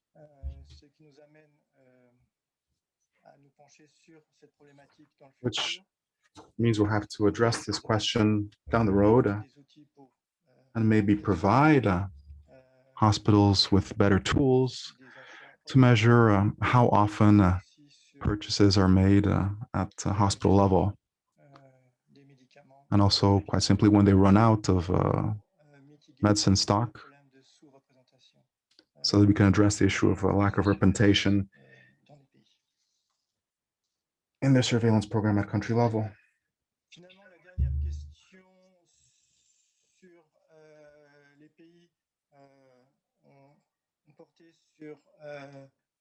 So, coming to the last question, we looked at their considerations when it would come to setting up a surveillance program with the support of WHO. According to the guide, 3/4 of countries considered setting up such a surveillance program. We see that high-income countries, there is a lower rate of response, of positive response, because in most of these countries, they already have an AMC surveillance system, so there's no need to create a new one. Last but not least, the last question asked countries whether they could provide additional comments. It was a bit open-ended, if you will. And we compiled the results into groups. The type of support needed to implement the GLASS guide was one category. This looked at technical support within hospitals.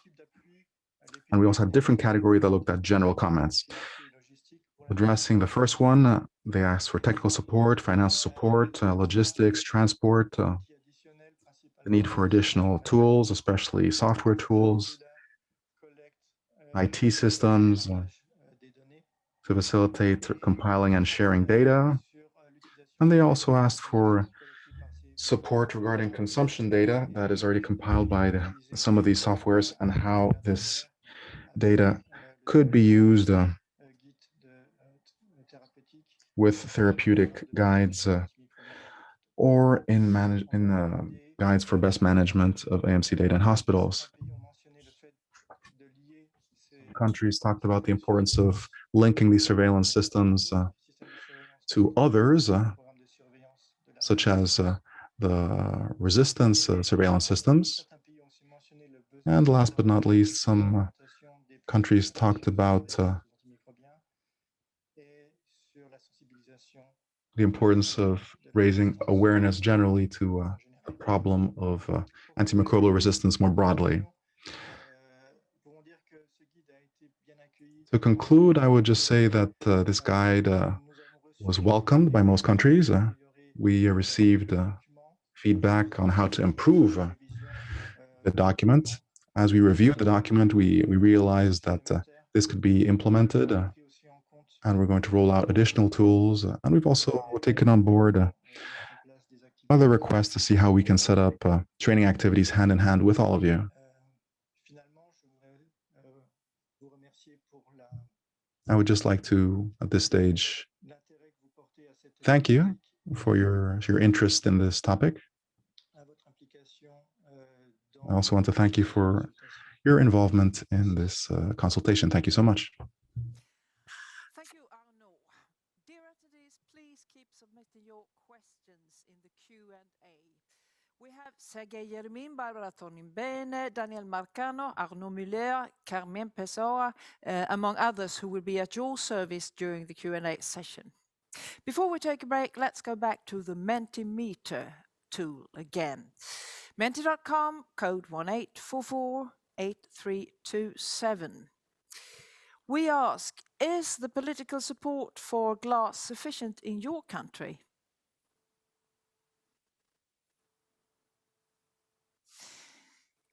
And the options are yes, no, or don't know.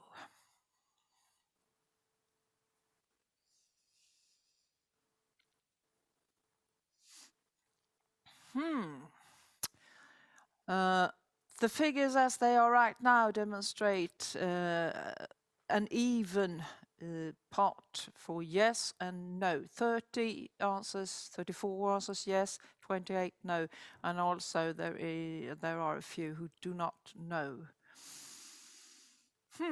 So this, of course, gives cause for reflection, doesn't it? Political support would seem to be a prerequisite for success for rolling out GLASS further. So we also think that the answers from Mentimeter will give food for thought in view of what's coming tomorrow, the breakout sessions and the workstream discussions. Thank you so much for being interactive during the program today by using Mentimeter. So we're going to have a 15-minute break and see you very soon again, and we're up for a Q&A session. Thank you.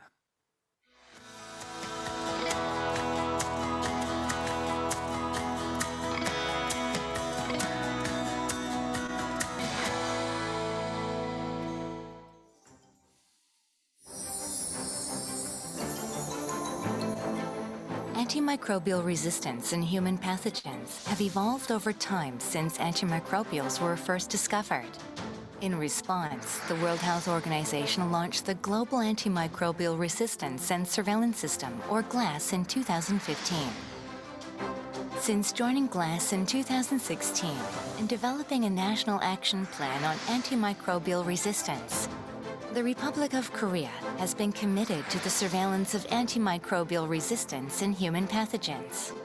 Antimicrobial resistance in pathogens pose as great a threat to our life as the emerging variants of SARS-CoV-2. 2021 is the right time to think about how to respond swiftly to antimicrobial resistant pathogens.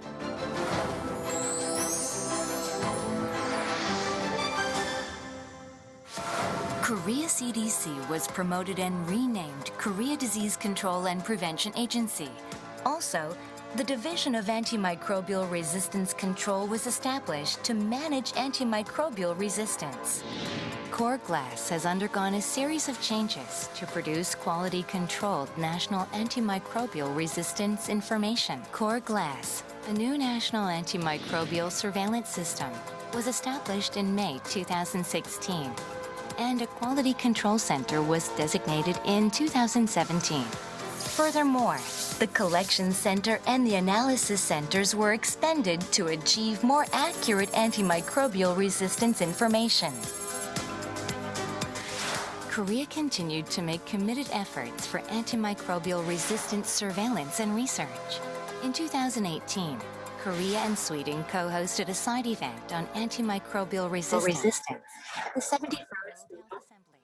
Currently, the Collection Center collects pathogens being transmitted, and the Analysis Center tests their antimicrobial resistance according to international standards. 수집 병원에서는 대상 병원체에 대한 전수 검사가 이루어질 수 있도록 균주와 임상 자료를 수집합니다.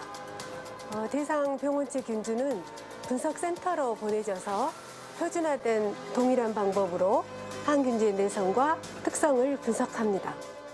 Lastly, the National Coordination Center and National Reference Laboratory manage and analyze all information regarding antimicrobial resistant pathogens through core GLASS. They monitor newly emerging antimicrobial resistant pathogens and strive to provide research resources through the Antimicrobial Resistant Pathogen Bank. Antimicrobial resistant bacteria are affecting humans, animals, food, and the environment. As such, an integrated surveillance strategy is required.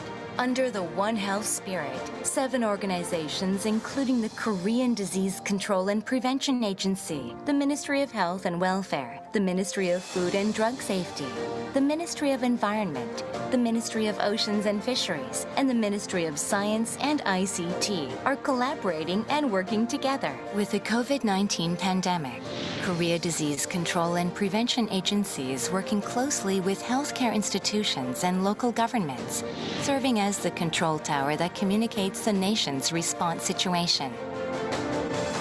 We expect core GLASS to have the same effect.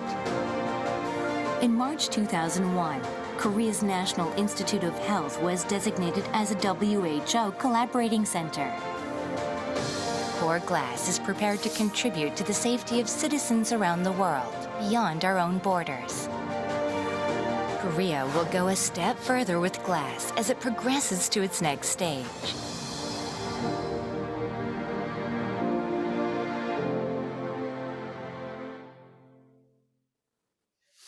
So you have experienced a film from the Republic of Korea to get an interesting insight into their antimicrobial resistance work and core GLASS.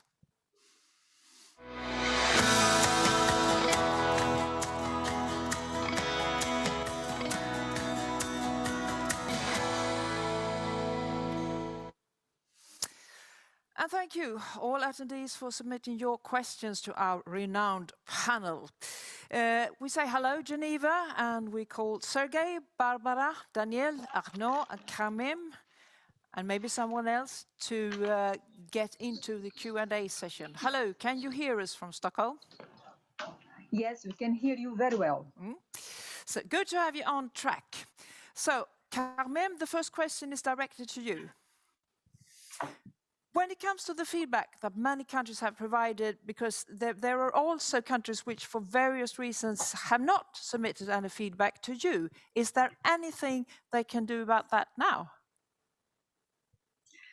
Thank you, Karin, and thank you very much for this question, participants.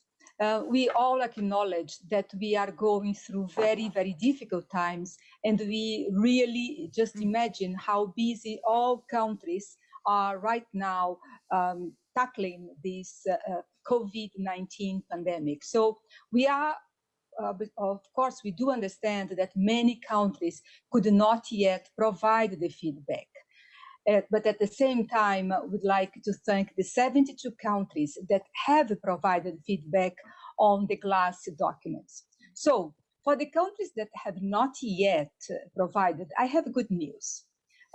We decided then to extend the deadline for the additional feedback, including if you country, if you have already provided feedback and would like to add more comments, you can make so, but please do provide any additional feedback or a new feedback from countries that could not yet provide this appraisal to us by the 10th of May.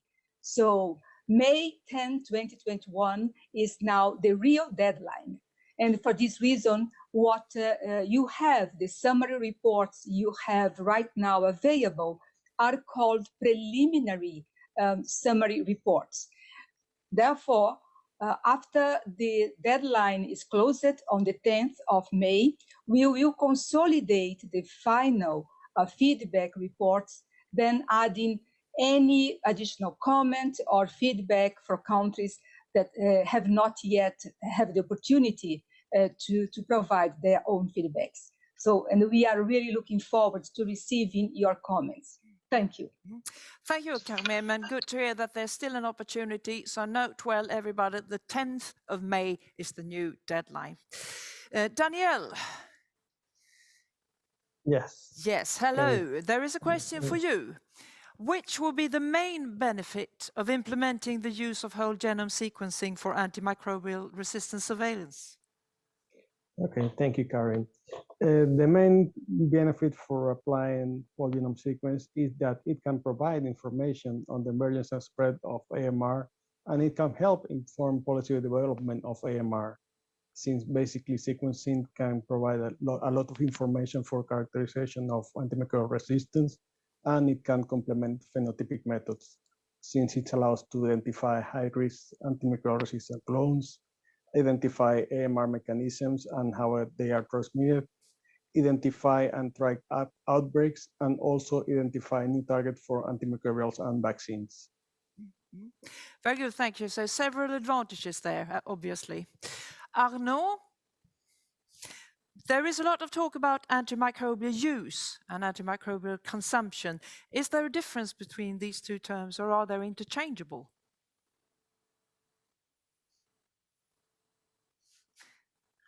We can't hear you now, Arnaud. I don't know if the microphone... Now we have connection. Yes, please continue, Arnaud. You hear me? Yeah.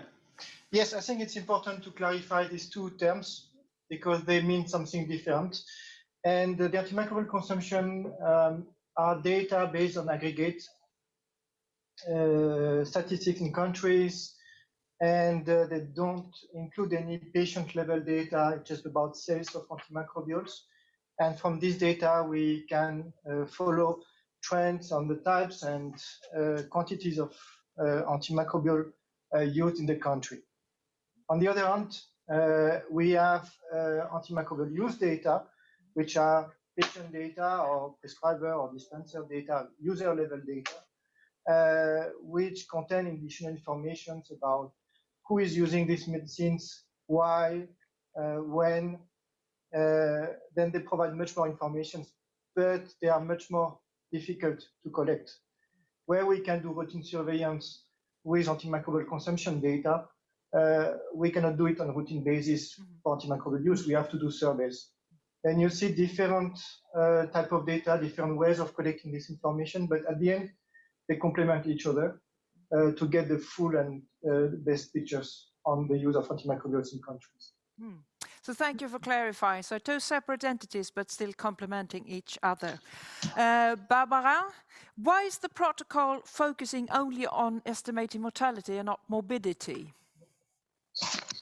So, as you know, thank you, Carmen. For this specific protocol, the bloodstream infections were chosen as a target condition study. And considering the complexity in general prospective cohort study and the acute nature of bloodstream infection, it was decided to prioritize the outcome that has the highest impact over the patient health. And it was therefore chosen to measure attributable mortality. However, as the sample size required to measure mortality is quite large, it will also be possible to estimate morbidity if the data are collected by screening the patient for enrollment. Thank you. So good. You had to make a priority there, but still you can also find morbidity results. That's good to hear. Sergey, a question for you here. Does a country need to collect data on all pathogens selected by GLASS? Of course, we encourage countries to collect and report data on all the GLASS target pathogens. But it is true that some of them, especially the newly added pathogens, might be challenging in terms of detection and testing. And some countries may still be building their capacity for doing this. At the same time, some other countries may not consider this or some of the target pathogens their national priority. So the short answer is that the full list of target pathogen is desirable, but it's not an obligation. We also keep reminding countries that they should consider other pathogens that could be their national priority and to include them in their national surveillance system. It doesn't necessarily involve reporting to GLASS. But GLASS, of course, in the future will be considering inclusion of the new targets that countries believe are important. So I can hear you are happy with what you get, but you can also include other pathogens. So desirable, but not an obligation, to sum it up. We've had a few questions from others also they are directed to anyone who feels they have an answer here. Can WHO provide an EQA panel for low and middle income countries? Okay. I can give you some comments on that. Okay, participation in EQA programs is indeed an important step to have valid and reliable AMR data. And as a fact, countries are encouraged to set national EQA programs for the national laboratories through their national reference laboratories to have national EQA programs. And the WHO already supports international EQA programs to different regional office and coordinator centers, such in Asia and Latin America. So as you hear that there are opportunities for EQA panels. There is another question to whom it may concern. Is there under GLASS any specific survey on impact on AMR stewardship programs, specifically in relation to antibiotic overuse in 2020?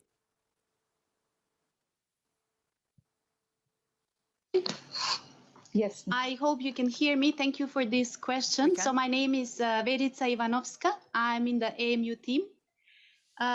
So indeed, the COVID-19 management should not neglect the antimicrobial stewardship principles, but also take into consideration the effect it has on the access to medicines and antimicrobials during these difficult times when a lot of systems are being disrupted, both in terms of procurement, supply, and health systems.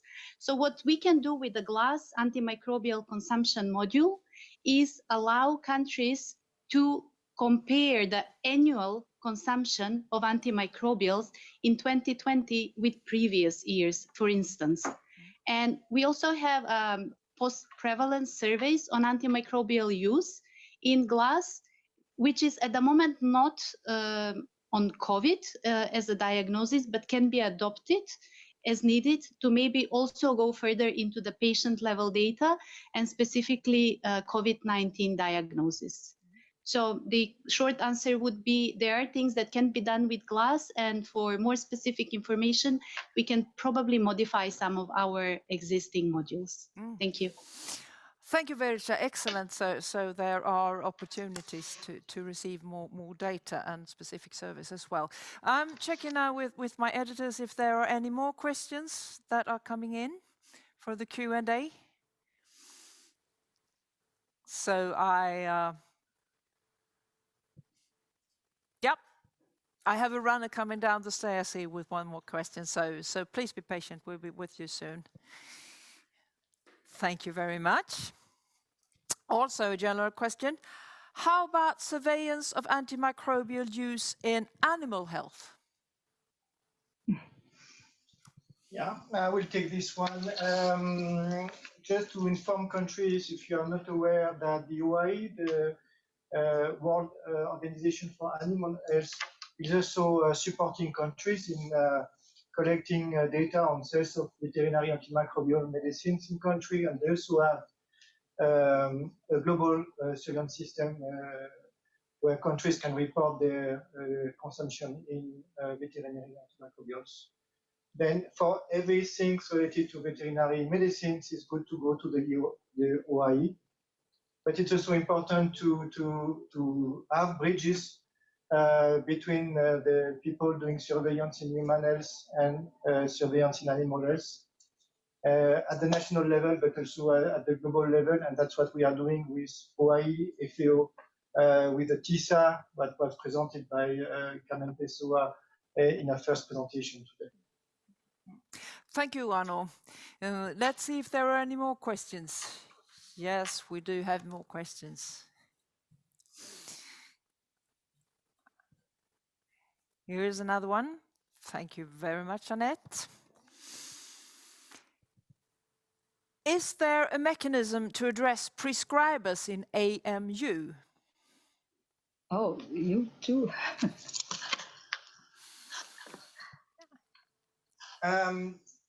This question is a bit generic, I would say, maybe difficult to answer, but I think this is important that all this surveillance data we collect, either this consumption data or the data coming from surveys, are feedback to the prescribers.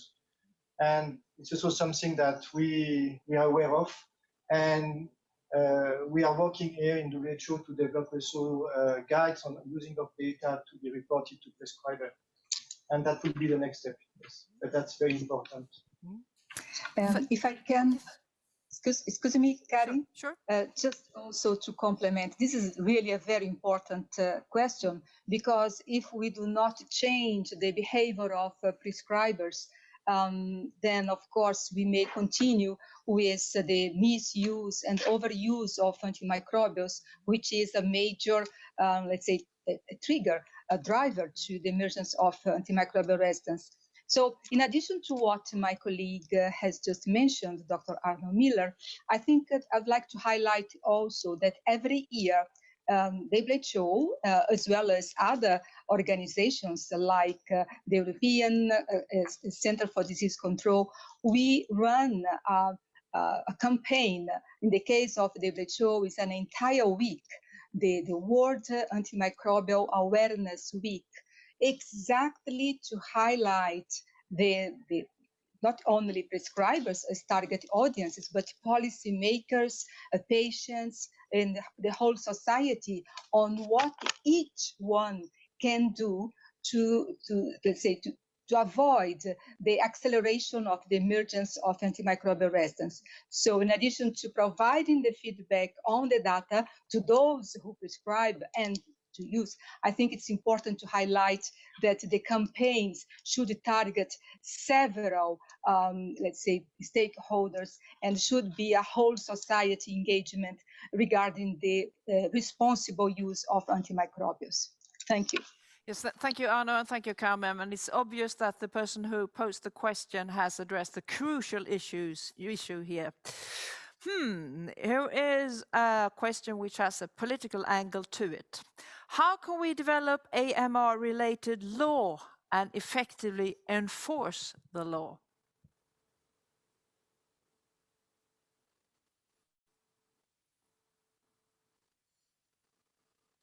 The studio has gone silent in Geneva. I'm not sure it's due to the fact that no one can answer, but you're back. Thank you. Can I? No. Could you please? I will. Could you please repeat the question? Will do. How can we develop AMR-related law and effectively enforce the law?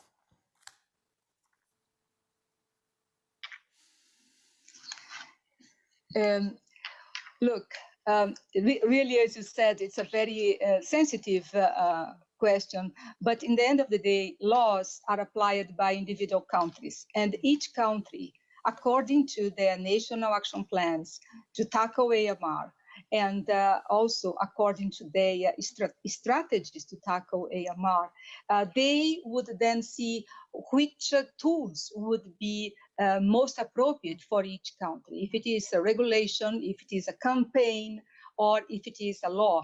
But you know, I think the bottom line is one size does not fit all. Each country needs to understand their own context and what would be the best strategy. But the issue of having laws or even regulations, in the end of the day, if there is not a change in behavior, and so that would facilitate the enforcement of any instrument, any regulation or law, then we would not be efficient. So I think here it's not possible really to provide one answer that could fit all countries or all purposes. The bottom line is each country needs to do assessment of what is needed to change in the country and which tools would be the most appropriate for their own country.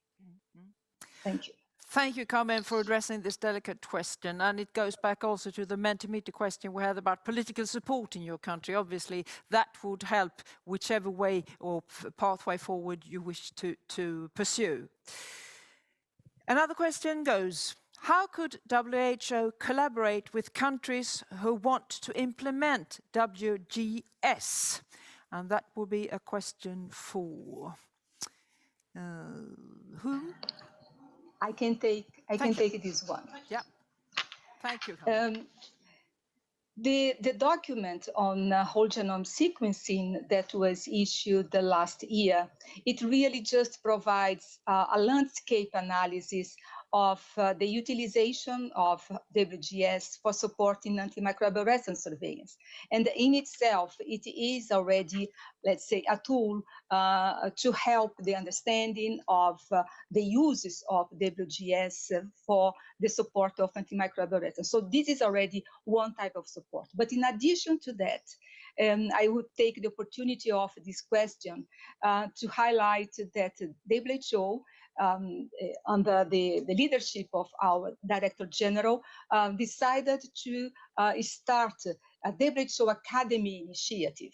And this WHO Academy initiative is exactly to expand the formation of the professionals from all over the world on specific items. So one of the topics that this initiative has selected already to develop a full course to different professionals and different needs is the surveillance of antimicrobial resistance and antimicrobial use. So this course will be, we expect it to be available in all UN languages as of next year, 2022. So this will be another way of providing support. And of course, the countries specifically that are willing to explore this possibility in terms of direct contact with WHO, they should be in contact with their respective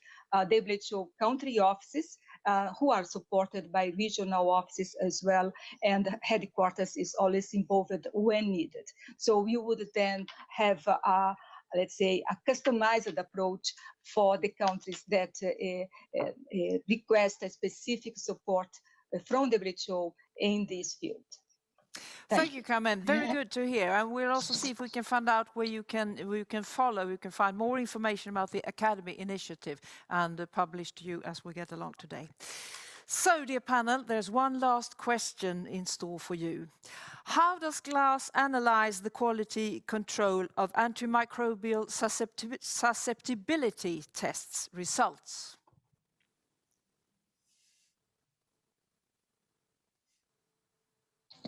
Okay. The quality control of the laboratory tests, first of all, is the responsibility of Take the mask off. And the country ensure that the tests are done according to the international standards, and the laboratories generating data to report to GLASS are covered by external quality assurance. At the same time, our responsibility also is to support countries in establishing their national quality assurance systems and also to be connected to international quality assurance systems, and support building the regional networks to implement quality assurance. So this is a complex approach. And of course, we have no possibility of coming to every lab to check the quality there. But we do help countries to ensure that the laboratories produce quality assured data. Over. If I can also just complement, over the past 4 years, we have done several training workshops on laboratory, but also on data management and IT for AMR surveillance. So the specific training on laboratory testing and quality microbiological tests have been supported by the WHO Collaborating Center Network, and who have helped us in running several of these trainings. So these are trainings organized again through the WHO regional offices and the country offices, and the Collaborating Center Network supports with technical assistance.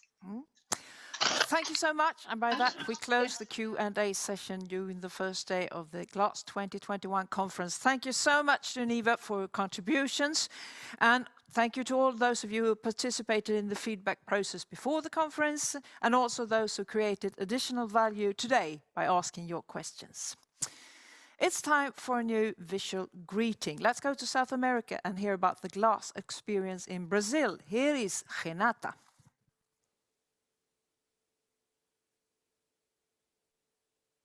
Hello, my name is Renata and I work in the General Coordination of Public Health Laboratories. With the increasing surveillance of antimicrobial resistance, Brazil understood GLASS as a fundamental tool for monitoring AMR and used it as a model to develop the BR-GLASS system. Thus, we carry out the expanded surveillance of bacteria of interest in public health. A pilot project was then planned in the state of Paraná, and hospitals were selected according with established criteria such as having quality control of laboratories, having a hospital and outpatient care, among the others. The BR-GLASS plan is currently expanded to other states within Brazil. The system generates a dashboard that allows health service professionals involved to view the sensitive profiles of microorganisms quickly and interactively, help to empirically prescribe antibiotics based on the local epidemiological profile. Another important point in the data generated by GLASS is the help in monitoring AMR worldwide. Thus, we can have a strengthened global system that will enable effective and timely actions to confront AMR. With the expansion actions of BR-GLASS in the country, we hope to subsidize the acquisition of antibiotics for primary care, subsidize data for programs under development, to help the choice of antibiotics at the time of the prescription. And with that, we will have support in the rational use of antibiotics. In addition to the internal benefits of implementing GLASS in Brazil, we emphasize that the global gain is extremely important to extend AMR's actions, as it will allow us to respond with great assertiveness and agility to events and outbreaks of multi-resistant microorganisms. Thank you. Thank you, Renata, and Brazil. Here's a greeting from Africa, Mali, and Ibrahima.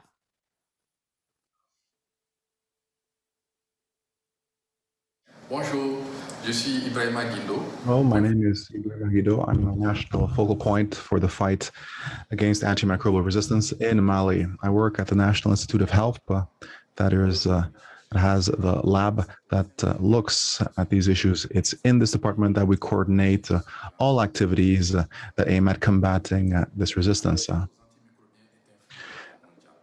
It's a global scourge we face here. And since the World Health Assembly has instructed countries to develop national action plans under the leadership of the highest health authorities, we have rolled out our national plan to address antimicrobial resistance in Mali, and we have set up a national surveillance system. In order to carry this out, we have follow-up from WHO experts by a specific agency that provides support. It is through these activities that we've been able to set up our national system to address antimicrobial resistance, and we've been able to participate starting in 2018 on providing data in the global system that monitors antimicrobial resistance, in other words, GLASS. It is through this great experience that we've been able to carry out surveillance in key sites that participate in the network so as to provide data and to also provide follow-up efforts as well as evaluation efforts around three major themes: resistance, consumption of antimicrobials, and their behavior. We have come out with certain elements of analysis that we need to improve. For example, the stewardship of the antimicrobial resistance, and this needs to be done at the country level, at the level of pharmacies, and also at the level of labs. We also need to look at research activities and the option to be able to develop different documents, such as the guides that were addressed earlier in this meeting. I also want to take advantage of this opportunity to make an appeal to all of you, to both political authorities and other GLASS members, to please provide additional resources so that we can continue and maintain our activities against antimicrobial resistance over time in our country and in other similar countries, and so we can sustain this effort over time. This is how we'll be able to respond to antimicrobial resistance. Thank you so much. Thank you very much, Ibrahima and Mali. We'll go back briefly to the Geneva studio for some additional comments regarding the Q&A session, and Dr. Kitty van Wiesenbeck. Please, Kitty. Thank you. Yes, I wanted to bring some questions together. I saw a question on the cost of consumables and how low and middle income countries could afford. There was a question on the EQA, the quality control, and there was a question on how to enforce certain regulations. I think we have to look at AMR in a programmatic way, not a vertical program, but a programmatic way, because all these interventions at country level are interdependent. And when it comes to the laboratory, I think we need to look at the laboratory network as a whole. And that will be country specific to have which tools at which level of the health system, how will the forecasting of the consumables, the supply chain, the accreditation, the referrals, this need to be one comprehensive system that is integrated. Because in fact, a lot of interventions at the lab level are taking place under insurance schemes, a UHC, and we have to benefit from that. That requires a country-specific analysis. And we developed a costing tool for the whole National Action Plan that can be country-specific, that's really flexible, it's user-friendly, which has been tried or piloted in Sierra Leone, in Turkey and Indonesia. And we have to start showing the governments what AMR costs. And we should not forget that there is a lot of whole genome sequencing already available at country level. I know, I come from a TB background. It's there, even in low-income countries. Molecular methods are there, but a challenge is to bring things together in a rational, prioritized manner. So I think when it comes to surveillance, the laboratory network approach, the costing, and also working with the private sector. And I think in many ways, it's not only regulations and laws. We know that there are all kinds of laws that are not being enforced. It's also about convincing. And I've worked with the private sector in more than 30 countries.